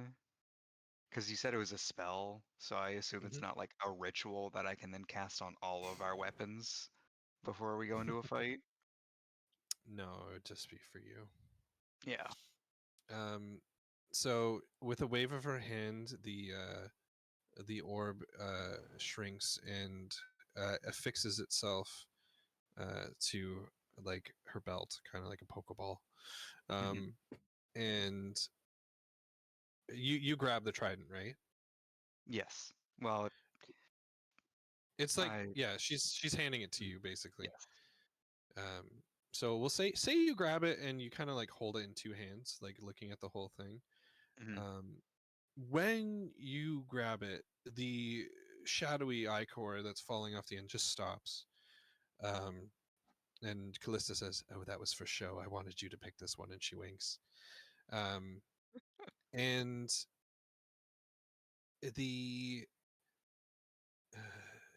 where am I? The when you're holding it, you notice what we meta would picture as like spores. Mm. The whole, when you hold it, the whole shaft lights up with these like spore looking patterns throughout the whole thing. Probably see a doctor about that. The shaft is filled with spores.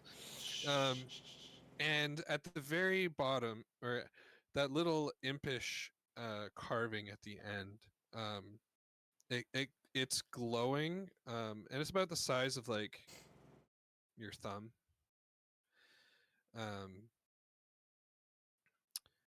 And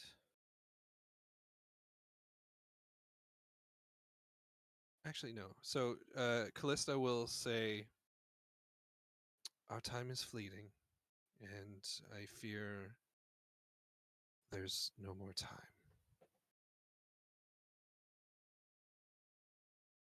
I thank Use you this well. again Yeah, for all yeah. your help. She says, "Use this well,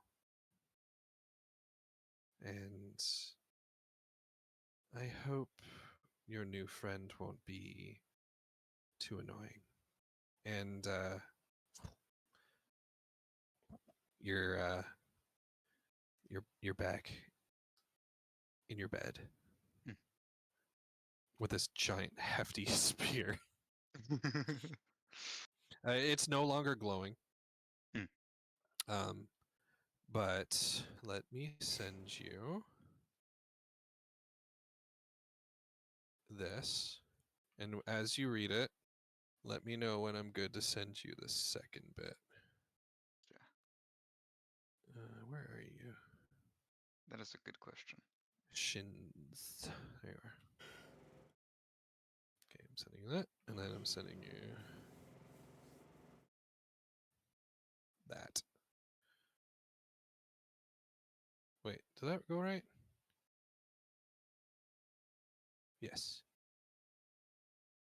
Okay, so take a look at that. Mhm. Any questions you have, bring them up as soon as you have them. And when you get to the last bit, let me know so I can send you the last bit. Or did I not send the whole thing? Oh, I don't think I sent the whole thing. Mm.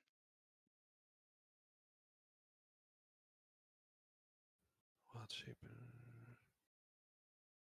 Oh no, it did. It's not formatted right. Okay. Yeah. So as you're skimming it, let me know if you have any questions. Mhm. Imagine this is more spaced out. Here, I could probably space it out for you. That. Oops.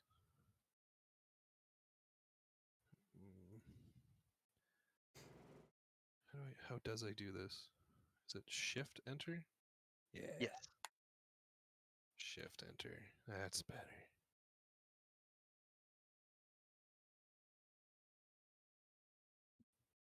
Tell me if you like what you're seeing though too. Mhm. Because I made this for you, so it's not a Mhm. real item. I mean, it's real, but Right. yeah, you get me. No, I love the description. Right?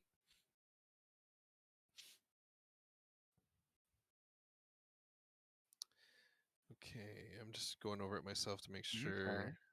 I didn't mess anything up on it. Yeah, I thought you might like the +1 thing there. I think you know what I mean.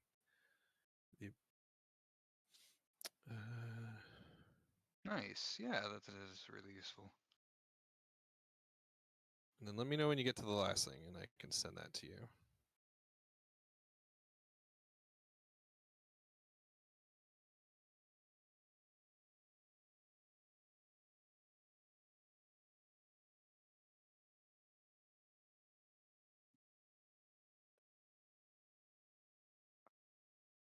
Nice.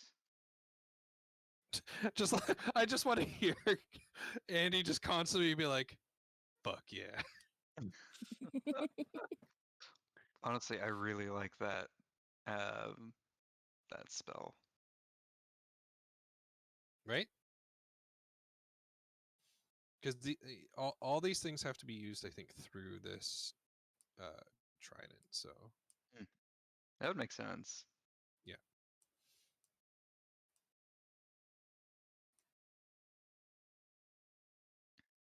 It lets you use your wild shape for multiple things too, right? Yes.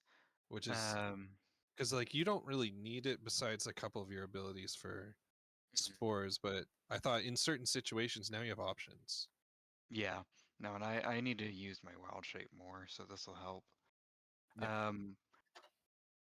Is Just keep tricking the Jason. second one is the second one a concentration? The FG? Yes. No. Okay. Awesome. It just lasts till, as it says at the end there. Mhm. Now the reason I'm not giving it away for all of you is I want you to all use your things and surprise each other.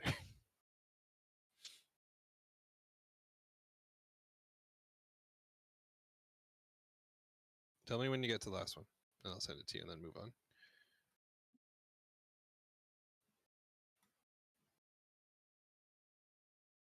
Okay. It's nice that it doesn't change. Isn't it nice? Mm-hmm. So yeah. Let's see. Just don't tell me. Just fucking Oh no. threw up. We have a 10-year-old cat, so. I have a 10-year-old cat. I know exactly what you're. That happened to me today as well. Had Oh, to clean off no. the couch. It's not the 10-year-old. It's the 2-year-old. Oh. Here, I'm gonna give this to you if in case you have to go. Um.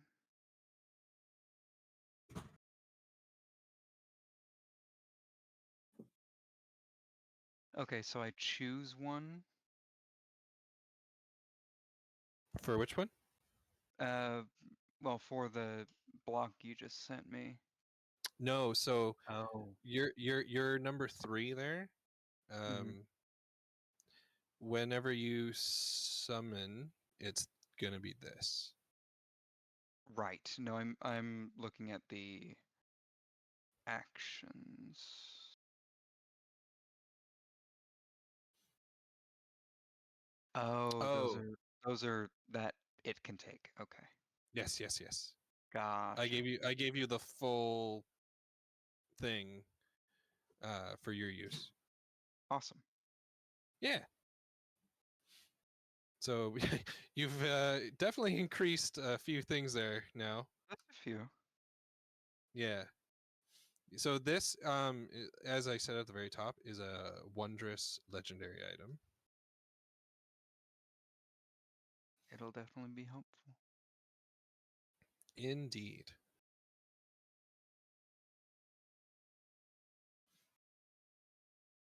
And the abilities on the thing, they are, I think, going to be based on your level eventually. Yeah, I figured that's what it was. Yeah. Okay, cool. All right. I think Perfect. next up was Brosrick. If he's back from the bathroom. Actually, everyone take a bathroom break. I'm going to take one real quick. Okay. Mhm. Yeah. Get your alright. water. Yeah, clean Hydro. up cat. Yeah, clean up cat. Be right back.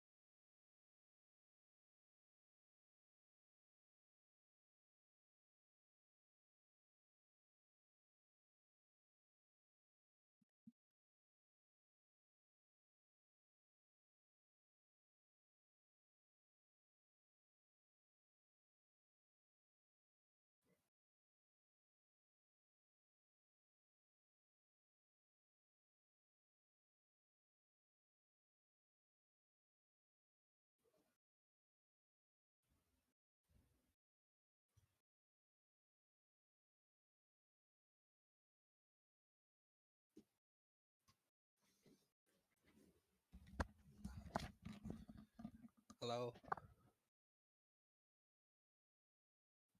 Is anybody there? Yes. Billy.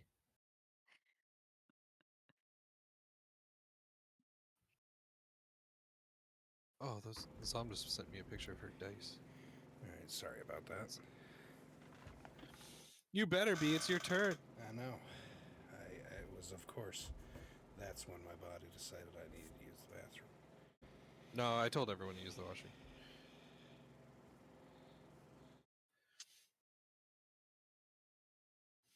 Yep. Andy got a brand new item. It does lots of shit. So lots of different tactics, hopefully, to use in future combats.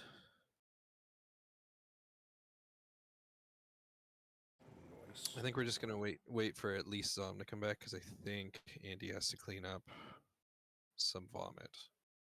Oh, from a cat. Yeah. Hello. Welcome back. Welcome back. Welcome back.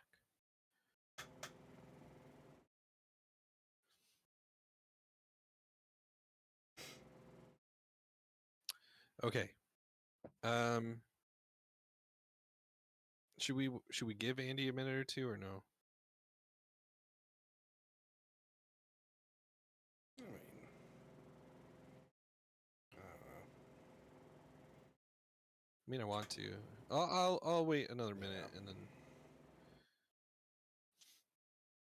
Oh man. I hope I don't give Andy too much analysis paralysis with that new weapon, but it's got cool shit. And I made it like a kind of legacy thing, and it'll grow in power with the levels, so hopefully.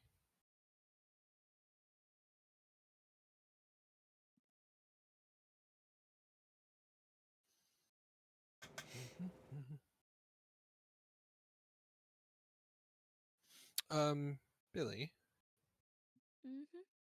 did you have any questions about your new spell? Not Like even really. like It's. okay. I am already thinking of when I could use it. To be honest. Well, I was thinking like you can even use it not it doesn't always have to be in combat, right? Like you can literally and the cool thing is like yeah, because you're like actually outside of time like I know it's such a fringe kind of thing that would never happen, but like imagine like you're you're witnessing somebody about to cast a wish, right? And this wish is going to affect like the entire world and everyone in it, and you just zip out of time just as the wish is cast and you're back and everyone's turned into furniture except you. You know? Yeah. Something like not that that would happen, but Hmm. yeah, it's got that kind of thing like because like you reappear on your next turn, right? Yeah. Yeah. Yeah. Next turn. Yeah. So like if gas is gonna dissipate, right? You know, like all that cool usage. If like a fire is gonna die down, and you're just like, yeah, I'll run into the fire, do some crazy stuff, and blink.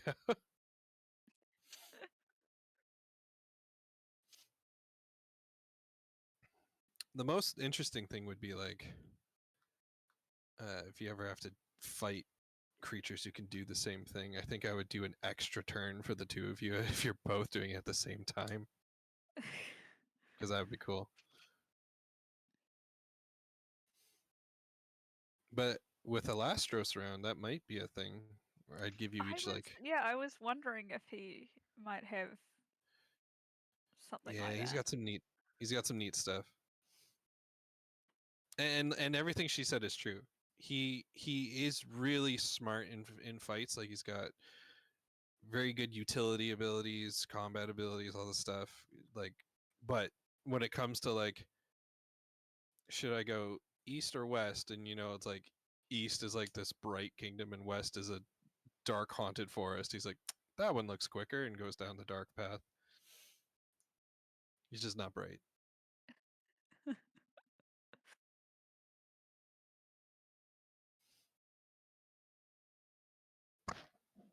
Sorry, Zom. If you are back.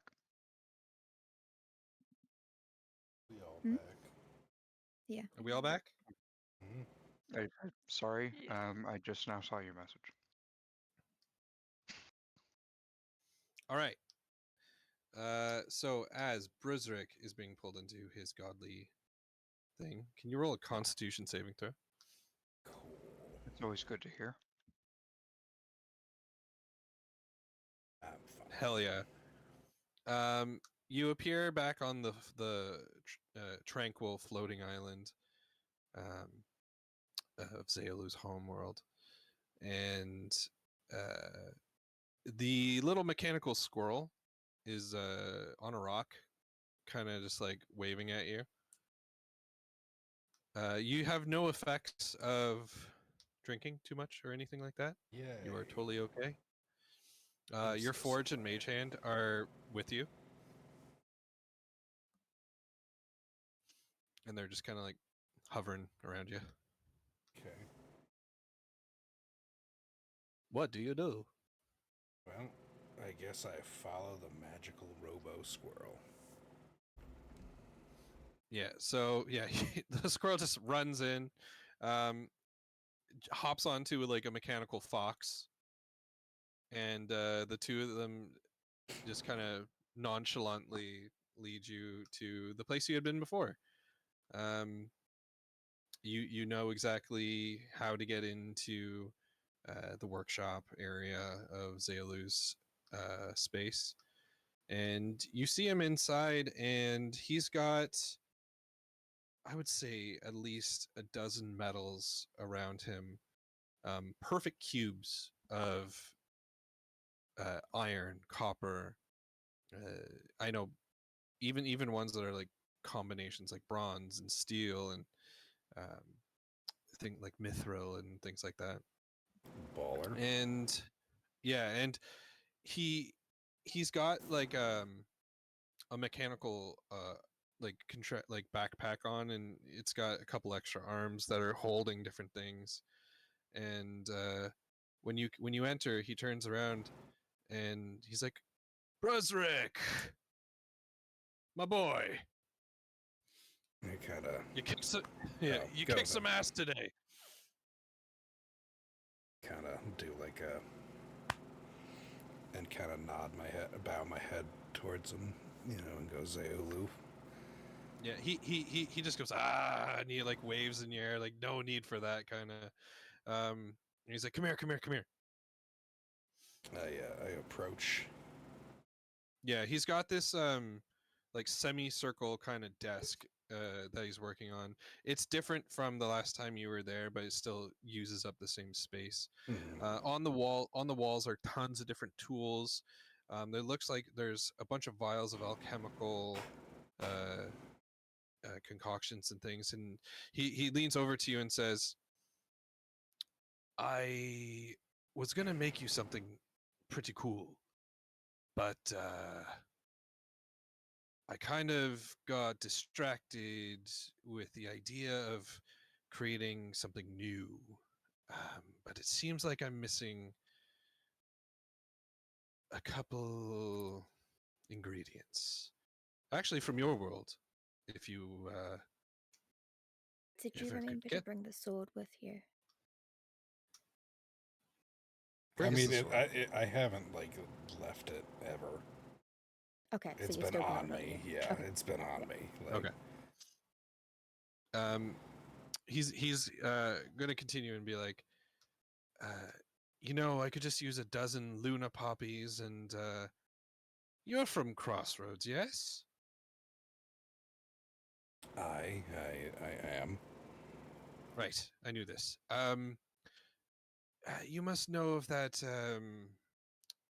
great, big, bright, golden flower grows really high in the mountains. Why don't you give me a history check? Yeah. Because Bruzrick will know of this. It'll be how much Well, that information he can give fucking. about it. Yeah, all you're gonna get is it's called the Auric Thorn Blossom. For Zom, that's, I think you already have it, but it's Auroch, and then Thorn Blossom, just as it sounds, THORNBLOSSOM. And Zeolo continues, it's a very interesting plant, and it has so many different alchemical properties, and I hear it's highly sought in your world for those who know of its existence. I think I've heard it blooms once every 3 years or something. Anyway, if you could get me a few petals of that and a dozen Luna poppies, I think I could make something special. So keep an eye out. Well, thank God I'm only several fucking weeks away from Crossroads. Right? And then he goes, but enough of that. Come. And he kind of puts an arm on you and pats you forward, to come sit at there's a table there. I go sit down where he's gesturing. Yeah. And he points at you and says, wine, rum, or beer?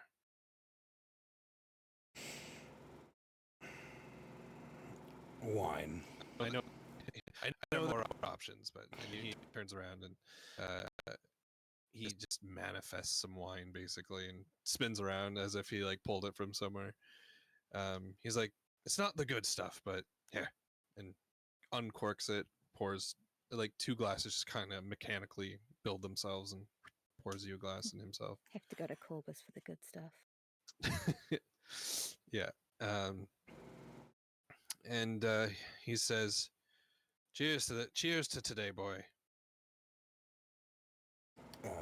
Bresrick picks up his glass, kind of eyeing it, not suspiciously, but just kind of introspectively, and then kind of, clinks, toasts with him. Yeah, absolutely. And then he says, I've been working on something for you. I'm really glad you're actually here. How do you feel about tattoos? Well, it's rather difficult for me to get them, considering, taps and scales. Don't worry about that. Not when it's me. Well, I have no qualms against them.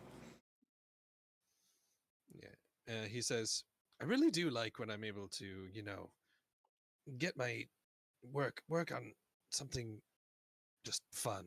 I mean, I'm not going to lie to you, Bresrick. Someone's been killing the champions. They haven't been lasting long enough to even meet, let alone talk, let alone receive some of our magic. The magic keeps returning back to us every time they die. I think McCarafay would have mentioned that Corbus had talked about that.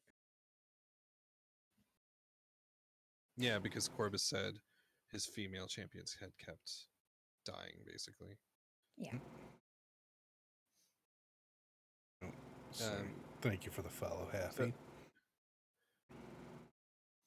And so he says, listen, I have a few things, but I can't give you all of them. I'm really just waiting for the day where it's just here's this, and this is a gun. That's what's leading up to. No. So he says, well, I've got the magical tattoo. I think it's pretty neat.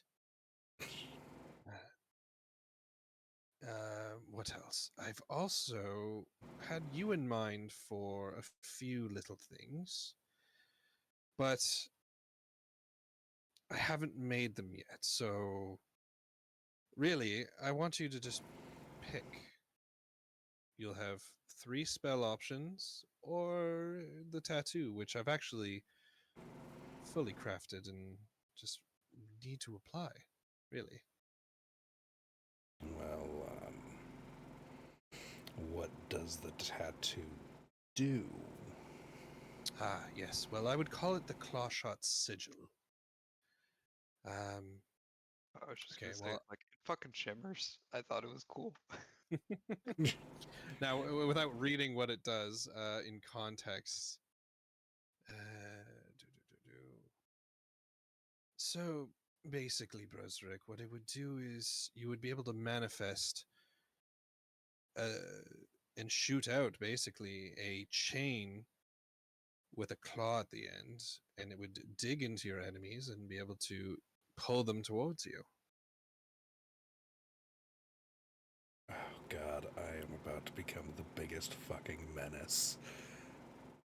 All right. I remember in one of our first fights that I was able to witness of yours, and you tend to use enemies to throw at other enemies, and I was thinking, what is the easiest way to get an enemy into your hands? Well, you shoot him with a claw shot, and it zips back to you, and there you go. I mean, it has other purposes, but that's the one I had in mind. All right. Well, I would be remiss if I didn't at least ask What about are the you other doing? spells. Those are plastic, you moron. Sorry, I forgot I was unmuted. That's what he's been saying about me all along. She's been so mean to me. I'm the moron. Dumbass eating the plastic flower. That's me. Yeah, Shadow, stop eating plastic flowers. God. Okay, no. And then for the for the spells, he says, I had a few ideas. One I would say is in the school of evocation. The other one an enchantment, but a very unique one. Kind of borrowed a little bit of Gwenzoline's ideas of time and anyway.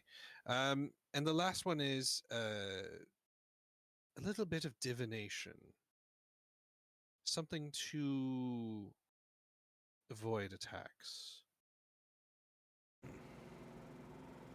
So meta-wise, he's got like some sort of clockwork time spell, an anticipation spell, or he didn't really explain on the other one, but it's like it's a evocation spell that helps like your allies. Well, I feel like I've got to go with the tattoo.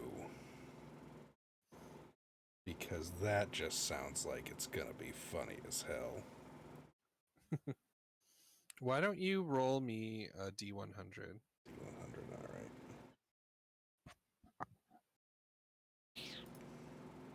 Wow. We've been getting a lot of sixes tonight. Has anybody else noticed that? Yeah. Okay. Okay, so here, let me send you the action attached to the Clawshot Sigil. Where's Discord? Yeah, there's bizarre.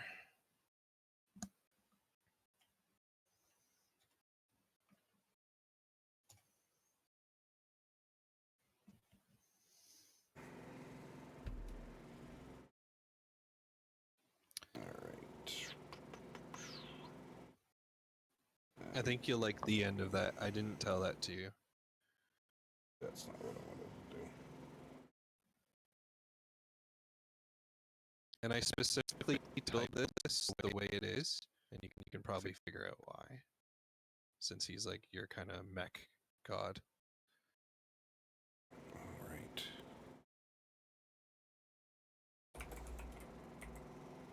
So, he's just a big one.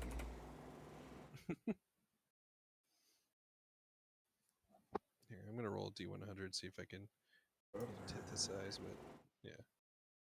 Okay.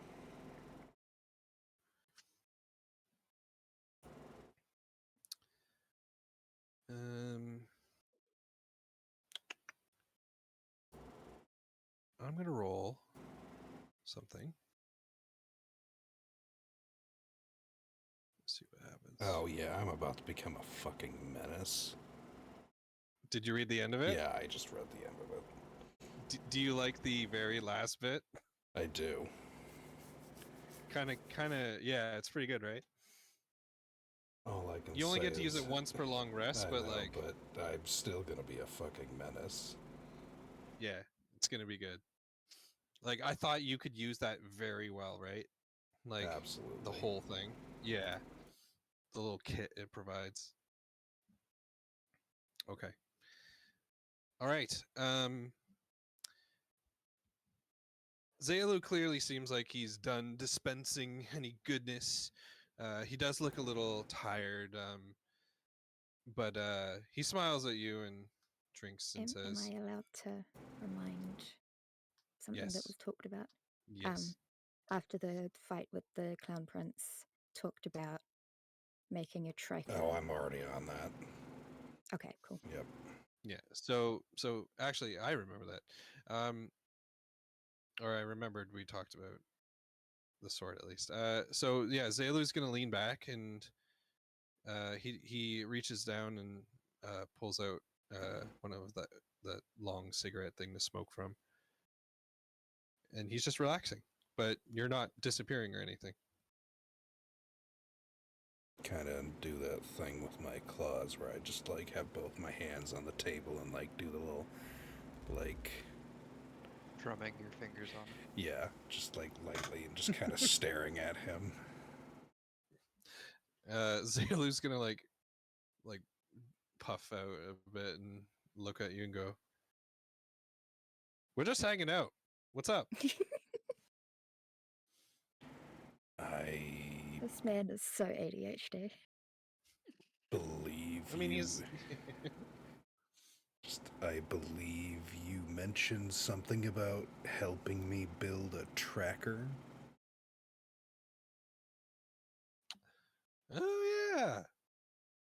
Oh, I did get carried away, didn't I? And he looks over at his like crazy semicircle desk over there, and he goes, "Okay. Remind me, what do you need?" I need to be able to find the stolen child. The one who's a Right. champion of someone else. Yes. The little one, and he's like, you can feel him kind of like. Actually, can you give me insight? Yeah, let's do insight. Insight. Good. The one I suck at. Yeah, you get the sense of like you feel really warm for a second, and then Zalu's like, yes, the young lizard girl, Skilla, right? How does we track one? Well, it would be the same as tracking you, wouldn't it? And he's just looking you up and down for a second, just like you feel like he's not looking so much at you as what makes you up you, like as a dragonborn and mortal, basically. Hmm. And he's like, yes, well, it'd be easy to track a person, but a champion, And he's like snapping his little finger. He's like, I'm gonna need. And he gets up and he goes, looks in the back, like opens the door and goes into like what looks like a never-ending storage space, like just like an infinite void. He's just like, I have something in here somewhere. He just disappears. While he's in there, the fox and the squirrel kind of like come into the workshop and start like playing with the forge and the mage hand. And Zaelu finally comes out and says, yes, here. And he gives you a necklace. It is a pretty large necklace, like about the size of like a human fist. So maybe not so big for Briswick, but it is like a, we'll say, 17-sided star kind of like something unusual. But the like 17th tip is one that is like directly in the middle and can slide around as if it's a pointer. Okay. But the middle seems like it's missing something, as if there's something yet to be inserted. So he hands this to you and says, "There's something I can't replicate here that you're going to have to find on your end." And what might that be? It's actually really easy. You're gonna have to find something that belongs to the person you're looking for.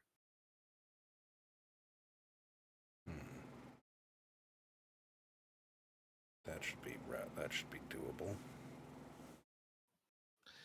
What's not doable is me making another one of these.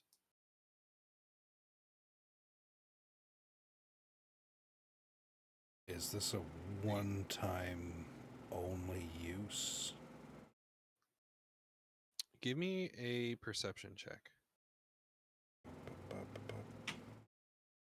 Right. No. Oh. Yeah. Here, I'm gonna roll to see if you get the information anyway. Give me 40 or higher. Oh, Okay. thank God. So he looks solemn for a moment and says, "I made this before we were cast away.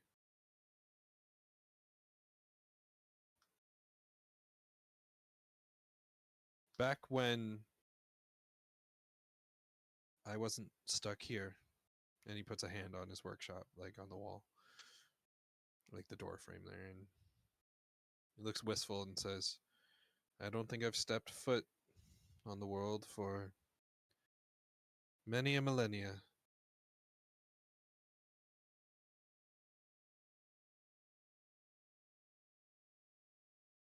So don't lose it. That one's mine." Fuck.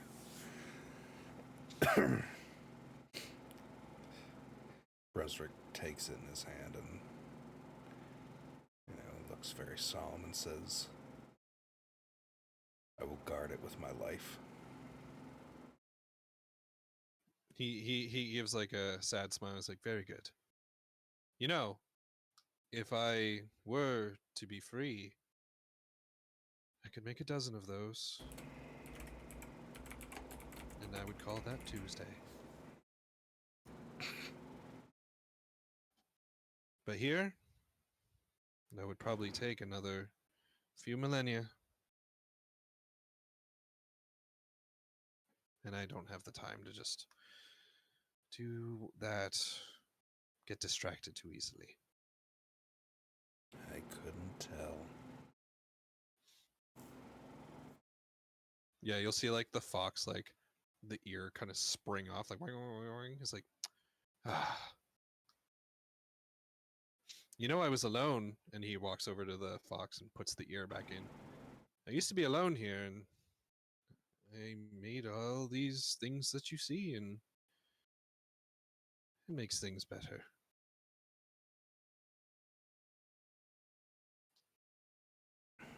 Bresrick kind of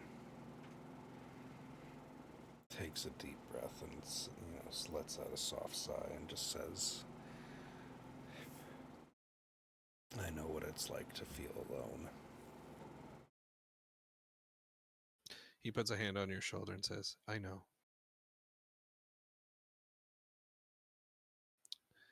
With that, though, you feel a shift, almost like, yeah, I know. You feel like an earth, like the earth almost shake on the island. And he goes, "I've used a lot of power today." Before I have to go,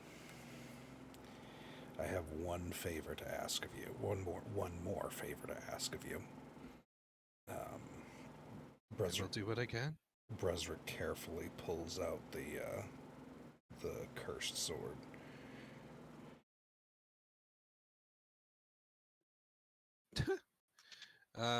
Zeolu's gonna see it and kind of like. Once again, I just have to ask. You're holding it with gloves, yes? Yes. Okay. Just have to ask. Well, and I wrapped it up. Yeah. Yeah. So he waves his hand over it and says, "Why have you brought this here?" He almost looks disgusted. I can't let it return to its master's hand. But I can't also I can't also guard it at all times. Can you lock this away here so that he can't Lock get it it away? back? Lock it away. He extends his hand and like almost like a gust of wind pushes like a curtain aside, and you see like a giant oval contraption, and in the center of the oval seems to be like an infinite void of like green fire, and he says, "Cast it in and destroy it. I can keep it here if you wish, Would but I don't. would But I destroying don't it want to. would destroying it send it back to its master? It would release the power, but the sword itself would be gone, and the connecting ring." What ring? Well, how do you think one would control the person with the sword?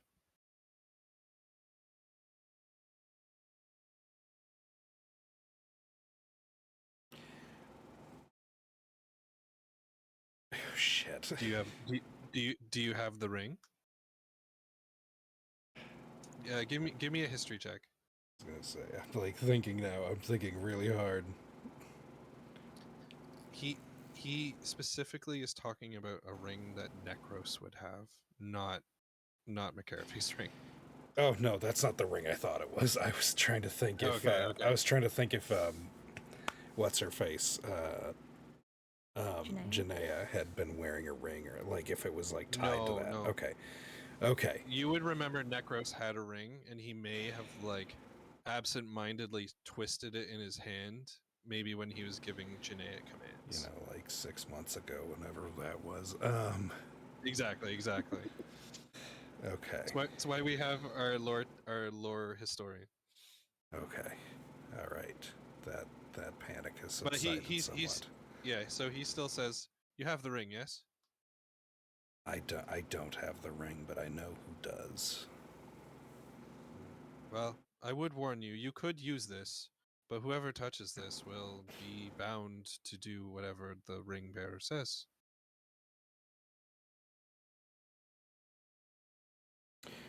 You destroy this here, you will destroy the sword and the ring, but the energy will be sent back to Skirth for him to use to his whims.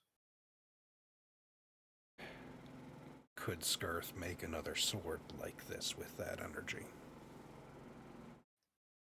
He could, but I know him to an extent. I don't think he would make the same thing twice. One thing I'll Will tell make you about something him. worse. One thing I'll tell you about him, and I'm pretty sure your friends will be interested to hear. He doesn't fully work through his champions. What do you know of Skirth? I know his eyes are. What the hell was it that we knew about his eyes? I know there was something They different. don't glow. They don't glow. They don't That's right. glow. I know his eyes Yeah. don't glow, and I'm legitimately tricked. It's been so long since we've talked about him. He's gonna stop you there, and he says, "Do you know why his eyes don't glow?"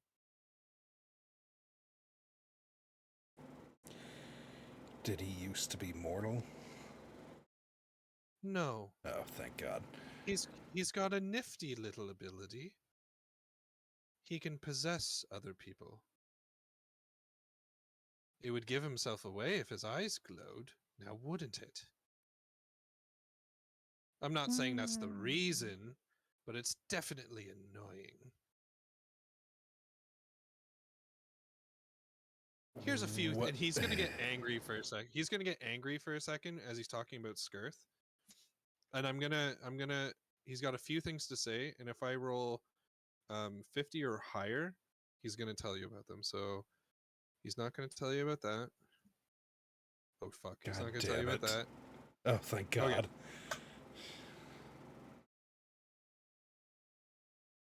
He used to be the most cordial with Corbus, you know, before the betrayal. The one he hated the most was Euxta. And let me tell you, he's the one who's probably the reason we're all still trapped. I don't think he's the one who trapped us here. No, he's not that smart. He's not that strong. But my God, is he the one to probably be killing all the champions of all the other gods? Is he free? No. None of us are free. I can feel it. If he was the only one free in the world, nothing would save you. Unless he goes into the ADHD thing where he's like, well, I mean, maybe if all the demigods teamed up together and fought him, you know, like 10 to 1 or something, and maybe. But he's like, and then he shakes it off. But regardless, and all of a sudden the island is gonna shake again. He's like, Brozark, you gotta go. Are you leaving the sword with me? What do you want?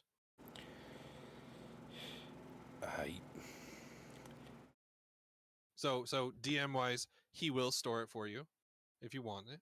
He will destroy it for you if you want it. I kind of want Necros to think it's still in play.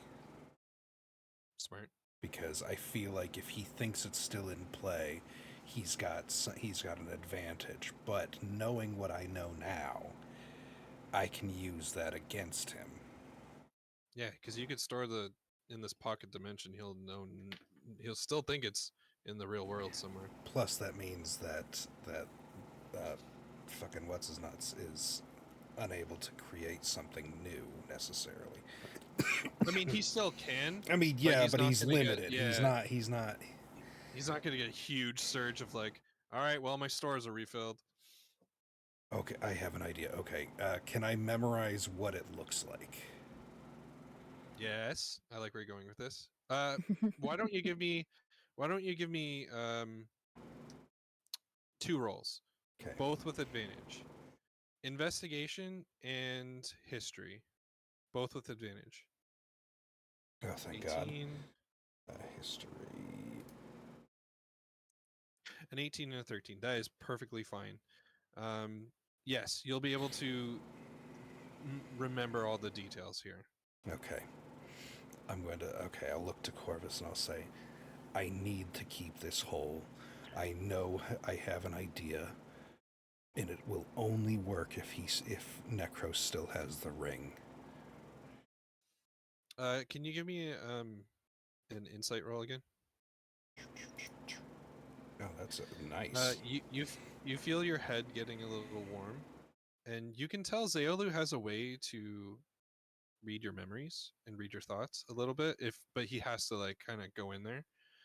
And he's just like, use the forge. You'll probably be able to do it.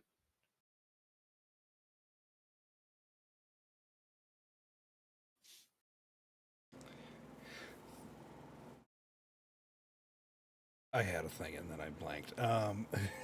So it's all good. I'll hand him the sword and I'll say thank you. Oh my God, how funny would it be if he just grabs it with his hand and his eyes go like? I'm No, he doesn't have assuming. Yeah, I was gonna hands. say he's No, a I know, robot. I know. He's half I know. robot. It's fine. He's the perfect person to wield. Literally, like. Yeah. Also, he can't die, like, easily. I know he can, but I mean, like, it's not. I highly doubt something this simple would kill him. But either way, But yeah, okay. I hand it to keep Yep. it wrapped and hand it to him, and I say, once I defeat its wielder, then we can destroy it. Excellent. All right. Well, have fun storming the castle and all. Oh, he already did that. Yeah, I was gonna say, you know I do. You know I always do. Yeah, you get like that approving dad smile, and then like you're out. Okay, I got a necklace Miss and a Miss crazy Zom, tattoo. Mm-hmm. I would like you to roll with advantage. Flat charisma.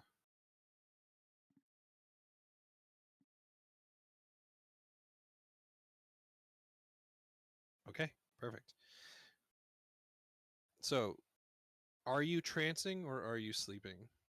Trancing. Okay. Before anything happens, uh, was there anything like? Did you want to learn more about the new item you had, or did you want to work on any spells, things like that? I think do that in the morning. Okay, sounds good. Um, okay. With that, uh, you're gonna feel an intense heat, like a more than just burning sensation, more than just like what you feel like fire would be. I want you to roll a 1d20, just flat 1d20.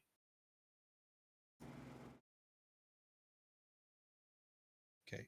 You're taking 10 damage. And suddenly you find yourself in this burning, ever burning forest. When before you used to feel no heat, you are feeling heat. Mm-hmm. Gets fan out. Currently, you're alone. What do you do? Can I see any like landmarks or anything to orient myself? You would have to like move out, but this you're more in like the actual forest part that you've seen but never been like deep in. Okay, so there's not like I can't see anything on No, the just like horizon. Just not even a trees. path, just burning trees, burning bushes, burning shrubs. Not all are blue fire, mostly just regular fire, but they're not actually like burning to a crisp. They're just on fire.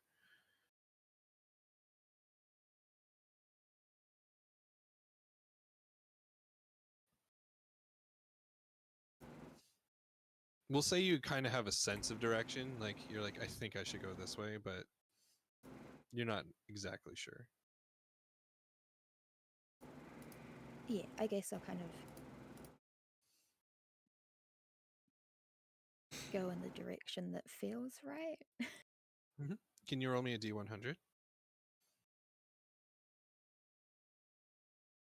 Yeah. Um, you're going to, let's see if I can also, okay. You're going to hear this like giant, like almost piercing hawk kind of style screech.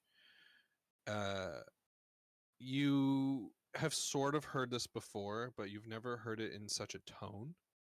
Yeah, You do feel like this is the screech of the phoenix, yeah, yeah.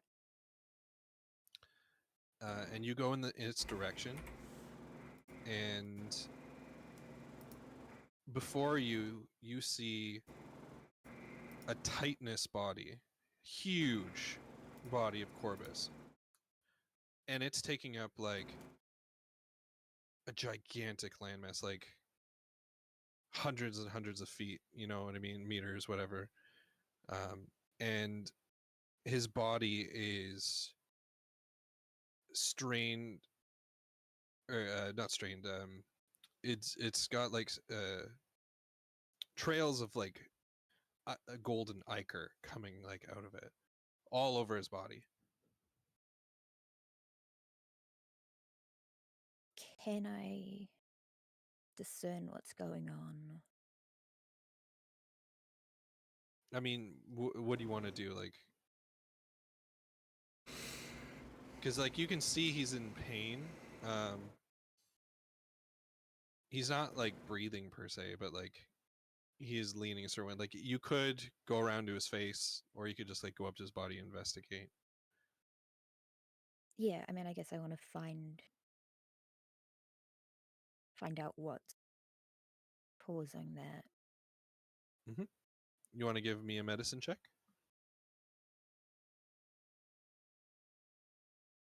And we're using religion and medicine.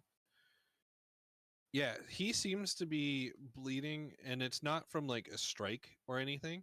If anything, it's like imagine if someone got shot with a musket ball, right? And Yeah. inside the body, the musket ball had completely spread out like a shotgun kind of spray throughout the body. And then all of the little shrapnel pieces left the body all at the same time. And he's bleeding god blood, basically, from all of those little holes. That's kind of the vibe. Uh,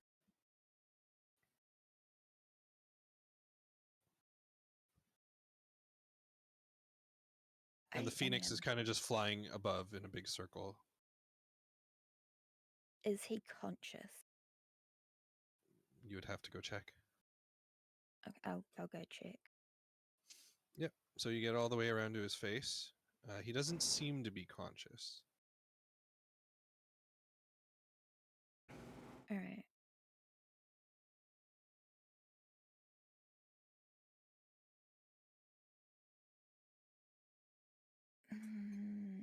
I don't know if this is going to work, but can I stab him with a healing arrow?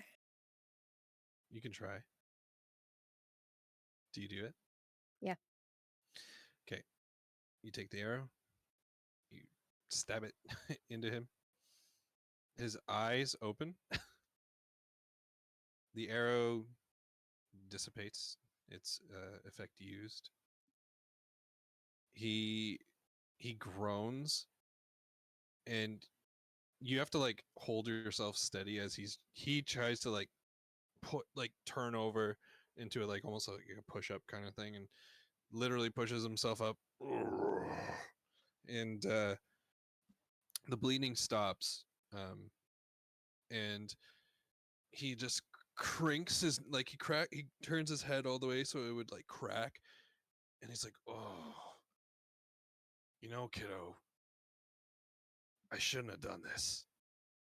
Oh, and he's just like stretching, and he's like, sorry about your arrow, it didn't do anything. Oof. The blood's kind of sucking back up into him.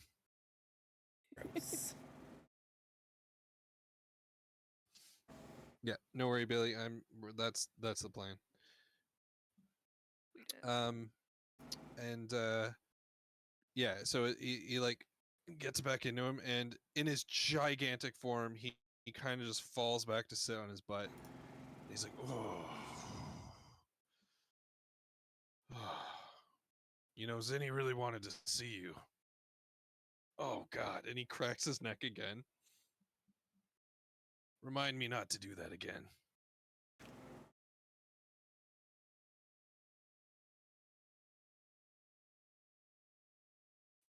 Yeah, I Oh, think shit. McCarify kind of just nods. See, the thing is, kiddo, we can bring you here whenever we want. But no, it's not like the old days where I could snap my finger and any mortal appeared that I desired. And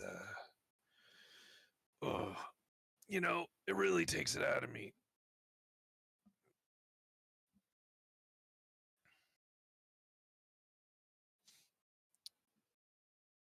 Hold on. Where's Zom? There's Zom. Okay. He's just there, kind of like rubbing his neck, kind of DM letting you know it's your lead.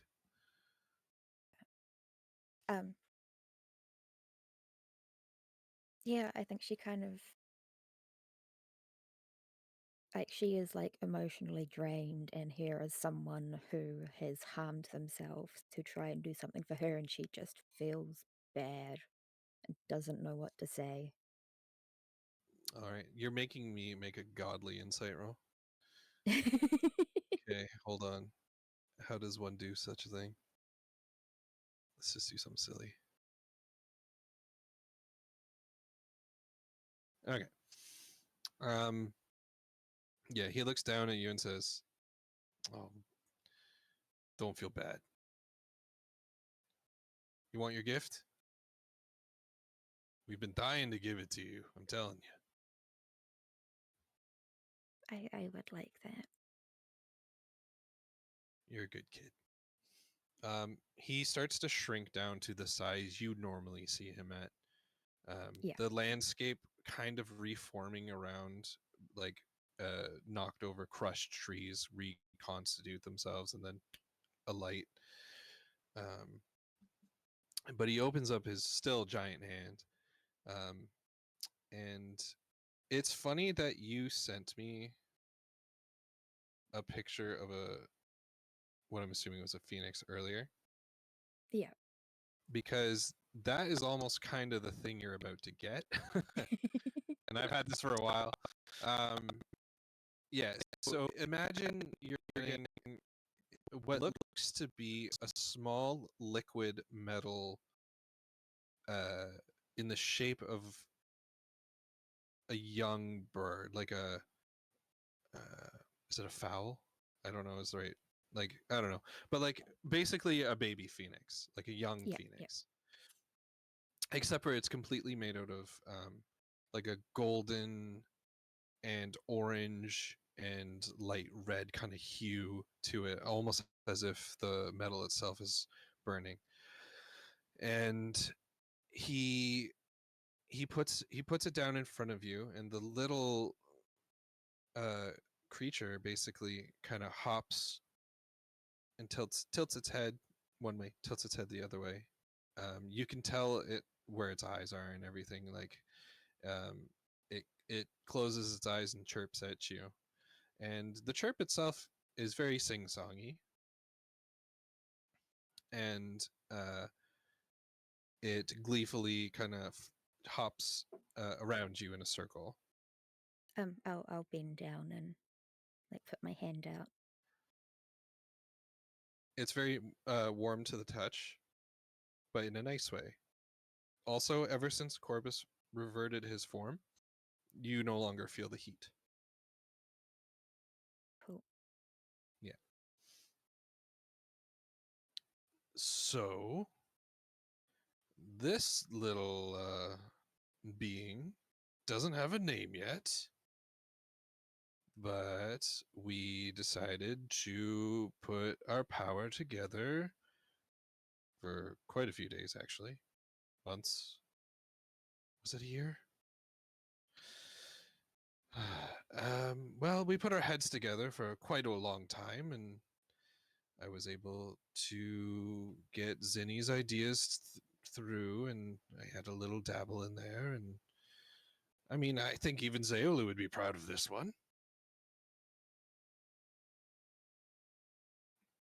So yeah, I think she's kind of just watching it and Yeah, the and smile. it's the cutest fucking thing you've ever seen. And it really likes you. Like you can tell when an animal likes you, and like this thing is like, "Mama, I love you," kind of levels. Yeah. Um, Yeah. and Corbus says, "Why don't you play a tune? Play me a song."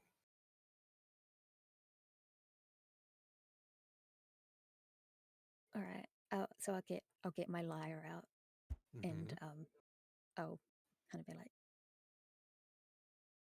this one is something I'm still working on. It needs a bit of polish, but I figured an Kiddo, appropriate you moment. kiddo, you can always practice with me. And then yeah, there's a song that she's been working on for like 2 years about phoenixes. Um, also plays that. Okay, I just sent you something.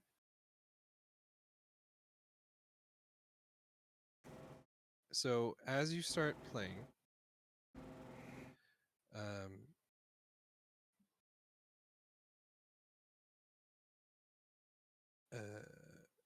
let's see, what would be? I think it would be more. Give me 1 second. So the minute you start playing on your lyre there,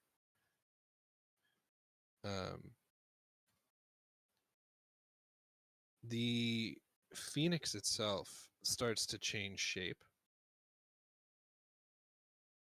Now I just sent you a wall of text, but the very last thing I sent is it starts to change its shape,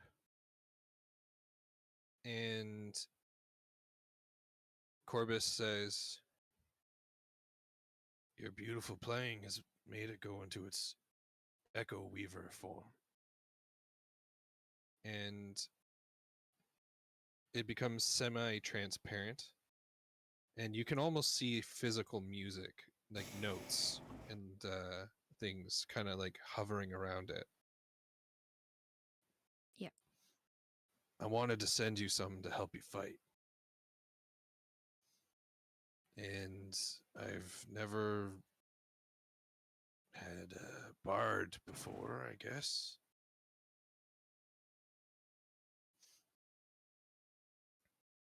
There's a first for everything. Mm-hmm. But something also special happens. What does your lyre look like? I mean, I do. It's like a dark wood. It's a 7-string hollow body. I think it's called an Mhm. antler lyre. So So it's imagine Nerd.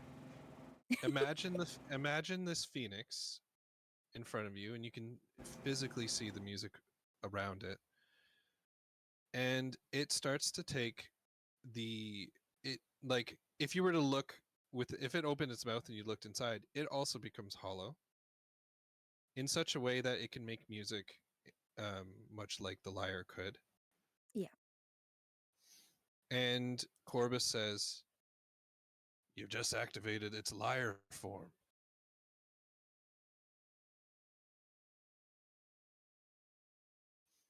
And it has like little strings kind of like off of its body as well, almost like where its tail feathers would be are like lyre strings. It's a different kind of lyre bird.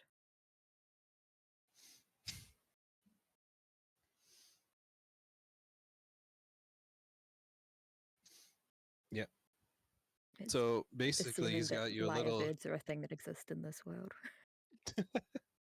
So yeah, basically now you have this like little shape shifting melody elemental thing.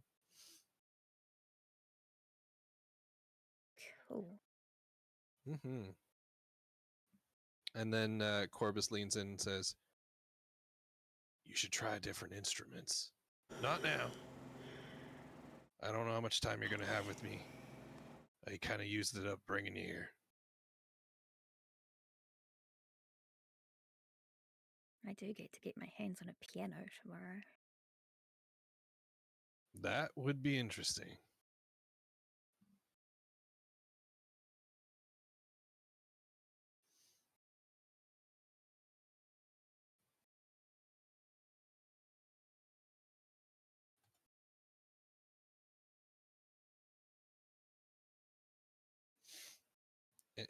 So Zom, it's in your court there. Yep. Because he's spent. Like, he's just so tired. Yeah, I think she just kind of sits on the ground. Oh, no, actually what she does is because can I show you something?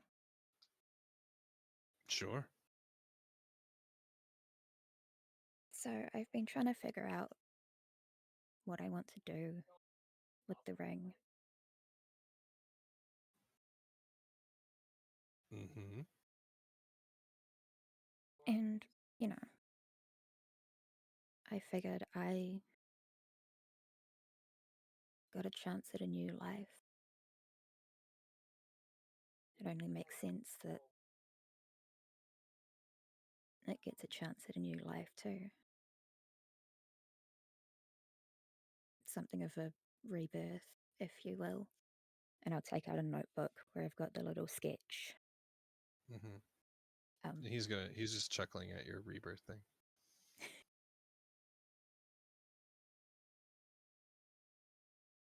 Yeah, so you show him. Yeah. Yeah, if the anyone's sketch of curious. I'm curious. I mean, I've already sent it to you. I know. So he looks at that and says, "You trust me to do this? Don't you have a friend who's Zeolu's?" That's what I was going to do. Specifically because the enchantments on it are troubling to think about. Honestly, trying not to. Troubling how? Well, I think Martha said there were 3 on it. One was like a tracking type thing. Another one was to prevent the enchantments from being removed. And I don't remember the third. But I do Well, remember. I remember it always kind of felt weird. I remember taking it off and feeling like there had been a shadow watching me, following me, and that it wasn't there anymore. he looks pretty troubled at that, but he's also got that feeling of, I don't know what I could do either.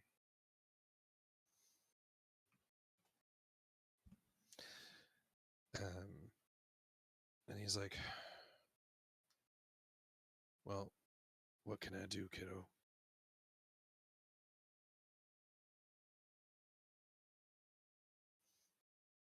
About the ring or in general? You're gonna get that soft smile and says, "In general."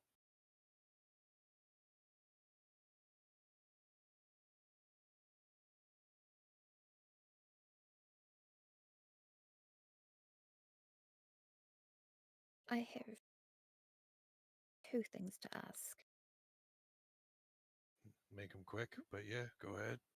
One can be left for another day. No, we'll see. Go ahead.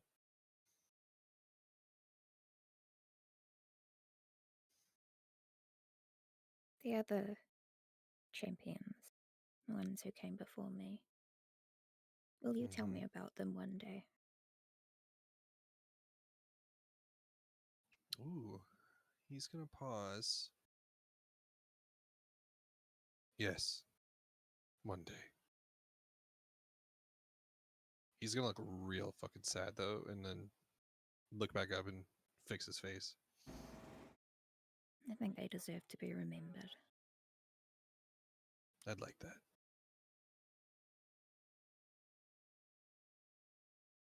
What's your other question?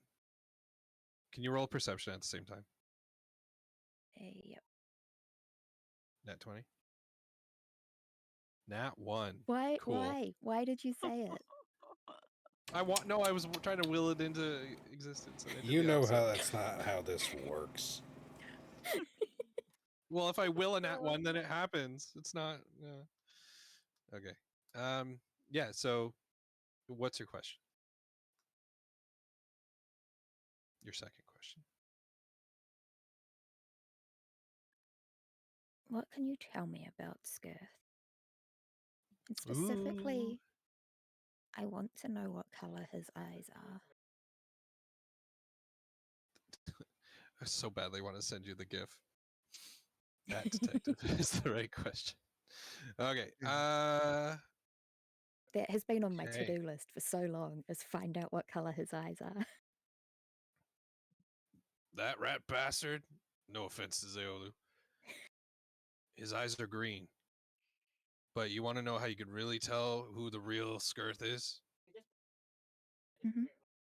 One of his eyes has a gold sliver in it, usually his left one. I don't know if he can actually move it from his left to his right, but he can't get rid of the gold sliver. It's real small. You can only see it if you're like face to face. Green eyes, gold sliver. Usually in the left. Trying to remember. I don't think anyone's When? ever asked an eye question before besides what glowing eyes their god had. Yeah, I'm trying to remember when we had the confrontation with Necros. I remember you saying one of his eyes changed I think color and it was I think I red. said it went red, yeah. Yeah, but I'm trying to remember if you added anything else to that. If you roll a nat 20 history right now, I'll give you exactly what you need to know. There you go. Is that good enough, Bizarre? Yeah, yeah. That's how you do it? That's how you do it. Not a nat Oh. 20. Oh, So close. 19. So Damn it, I'm gonna have to go close. back through my notes. Okay, here. I gotta reward a 19. It's not, I won't give you exactly, but Macarafe remembers that Necros's eyes are green, but you cannot recall if there was a gold sliver in either eye. Okay. But that's all you get. But to finish answering your original question, like asking about Skirth and then asking about his eyes, he is gonna say he can grant his followers a few things: invisibility, the ability to not be tracked by magical or divine means. One of his most annoying ones is he can make multiples of himself. Really annoying. And actually, one of his cool abilities is he can instantly make clothes appear. Anything he wills. Just poof. He's wearing a different outfit. Kind of wish I had that. Handy skill. Mm, Yeah, well, they gave it to the asshole, so. they always do. Oh, also, poison. Anything he touches, he can turn to poison. So those things are kind of his deal, but I got to admit, lately he's been experimenting as much as we all probably are nowadays.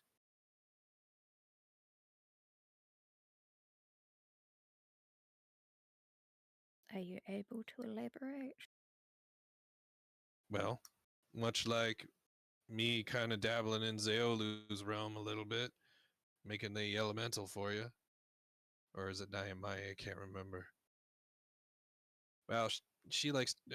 Anyway, what I'm trying to say is he's been trying to make magic weapons and things that are a little outside his purview. So they can kind of do other things, but they're not as strong as if he gave something invisibility or possession or something like that, you know? Yeah, yeah. I haven't tried that too much, except for, and points to the little excited elemental around you. It's like nestled, maybe like up against your leg or at your feet. Pretty proud of that guy. Or girl? I'm not sure. Zinalestra? Forget of it. Okay, Zom, you have like one question before you're out.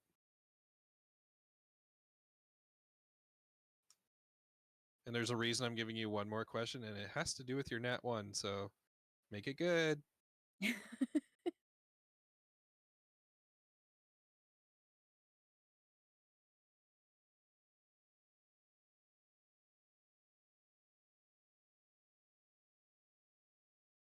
Yeah, I guess I think she's probably like, ask for helpful things, but in the back of her mind is just like,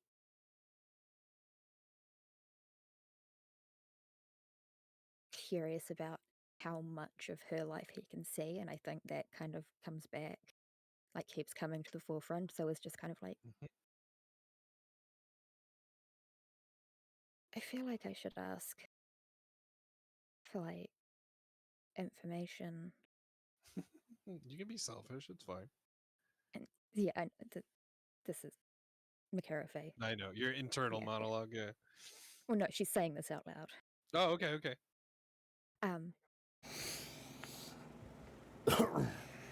But I keep coming back to the question of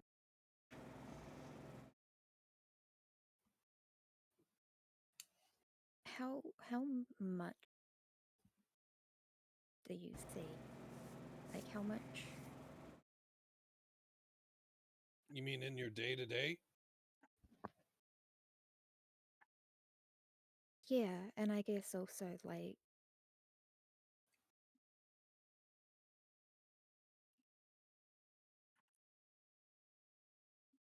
can you see my memories or thoughts or Well, I mean, with permission, I could probably see most of your history. Yes. Anything I need to glean, I can sometimes get off the surface of your memories, but for the day to day, it takes a lot of energy to pay attention. Usually, if you guys do something fantastical or use some of our power in such a way, it's almost like a beacon, and I can kind of tune in. Sometimes I can even talk to you, and it helps when you're holding and gestures to your sword, the ash song. yeah. It's almost like a little bit of a conduit, makes it a bit easier.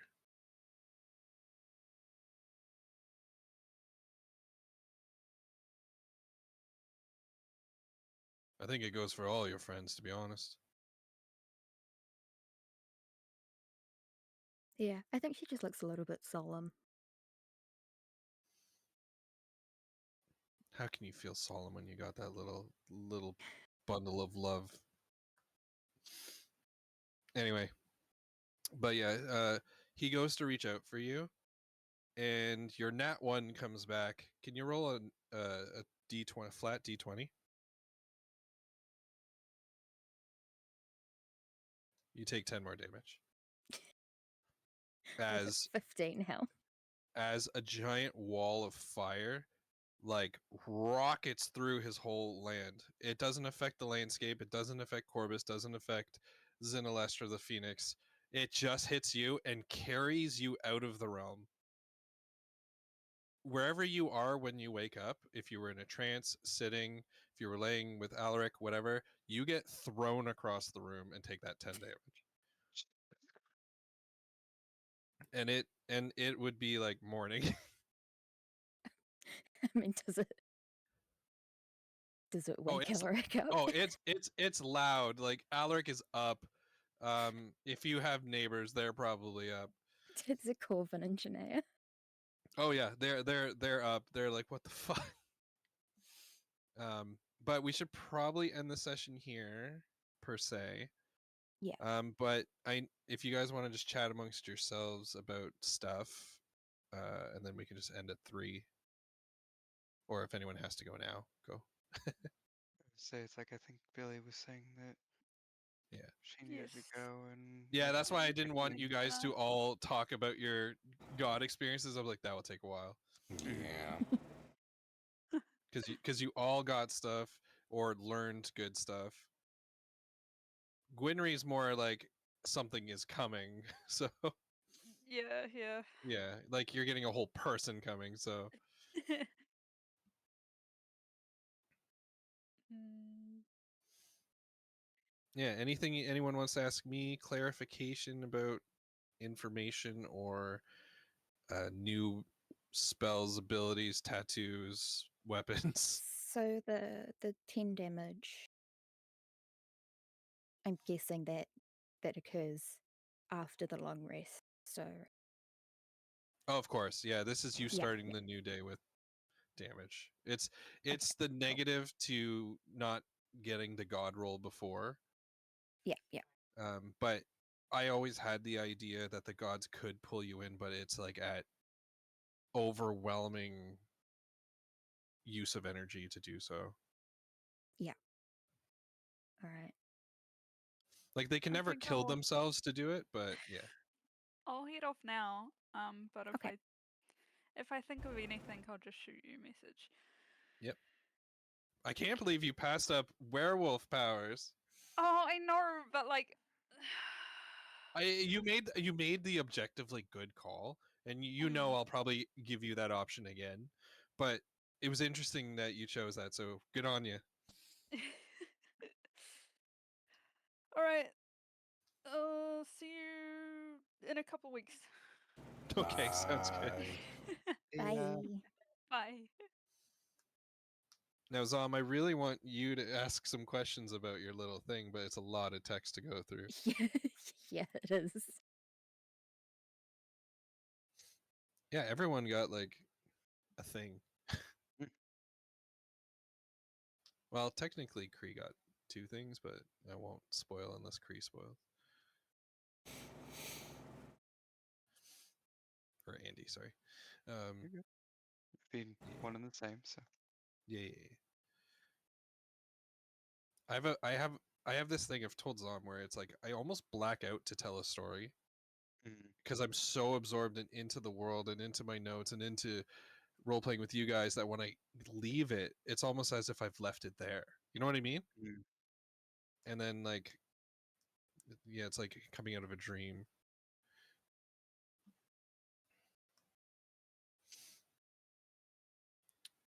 So I don't mind saying because we kind of displayed what Zom's thing can do. So Zom, you have a melody elemental basically. It is like the only thing of its kind. There's never been a melody elemental in this world.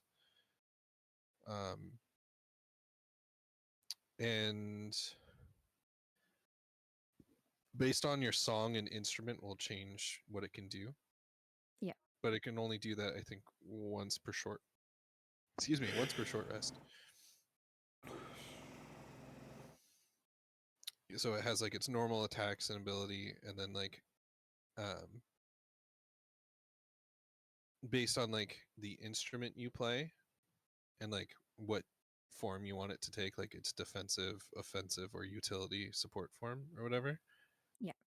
Is what it will be. So it looks like a lot of text, but once you decide what it is, it's not so bad. Like if you're using the lyre in and you're playing an offensive song, it's going to be that crescendo striker. Yeah.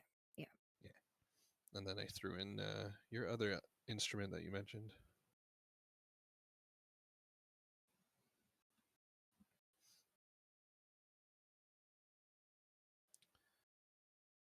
You want to know what I had prepared? Sure.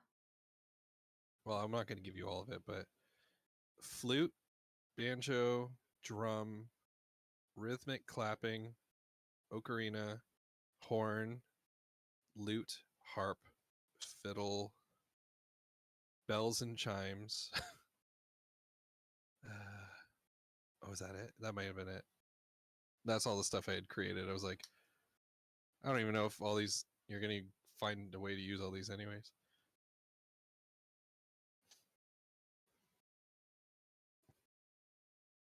Yeah, I mean, Did I say the- drum? There's drum. yes. Yeah, because you can play 4 instruments, which is lyre, piano, lute, and violin. Oh shoot, violin. Change fiddle to violin. I mean, it's the same thing, really. That's why I also made rhythmic clapping and drumming. I'm like, those are things anyone can do. So yeah, I won't give you what they are until you use them. Yeah, So it's yeah. kind of a gamble because it's once per short rest. But they're all good things. So Nice. yeah. Yeah, so hopefully that's a good power bump that since you're not like leveling up, but you all got some neat stuff.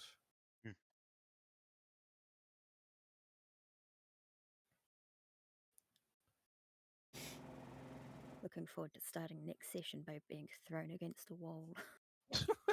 And not in a fun way, no. But yeah. I really wanted to give Brusrick a certain spell, Well, and I'm debating if I still would. say, I feel I chose the correct option. Well, no, you know when I rolled, I don't know if you caught during your session, I rolled a 1d4 minus 1 at one point, and based on 1, 2, or 3, I was going to give you one of the spells, but I rolled 0, Oh, and I was like, I knew that was a chance, but I took it anyway. So I was like, oh, I love RNG, so I was like, I'll go with it. story of my life. But it's so cool. I feel like Zeolu would just give it to you anyway, because that's what I would do. I've already told Zom what it does. I want to tell you now. Yeah, I can tell you now. It's so good. It's not that good. I think it's really cool. Here, I'm gonna send this to you. I hope it doesn't confuse you in the future to think you have it. No, I mean, I won't put it in. Yeah.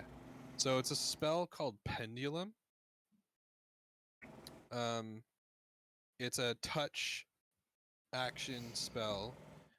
You have to concentrate on it, but whatever you touch and cast, its turns and things it rolls on become definite. Like you know what the rolls are going to be. Okay. And they flip between a pattern. So like once you touch, say you touch yourself, lol. You touch yourself, cast the spell. Your next roll, no matter what it is, will be a 20, right? Then the next roll will be a 1. Now, that not to be confused with nat 20, it's just flat 20. So it's not like you're getting a crit. So you would attack, get a 20, right? And then like say I make you do a perception check, it's going to be guaranteed a 1. Then your next thing is going to be a 19, and then a 2, and then an 18, then a 3, and blah blah blah blah blah. Gotcha. Yeah, that was one of the spells I was like, I'm pretty sure you guys would be crafty enough to like figure out a good way to get that going. Yeah, I could make that work in a lot of ways. Yeah, and I thought it would be like definitely a spell Zeolu would have.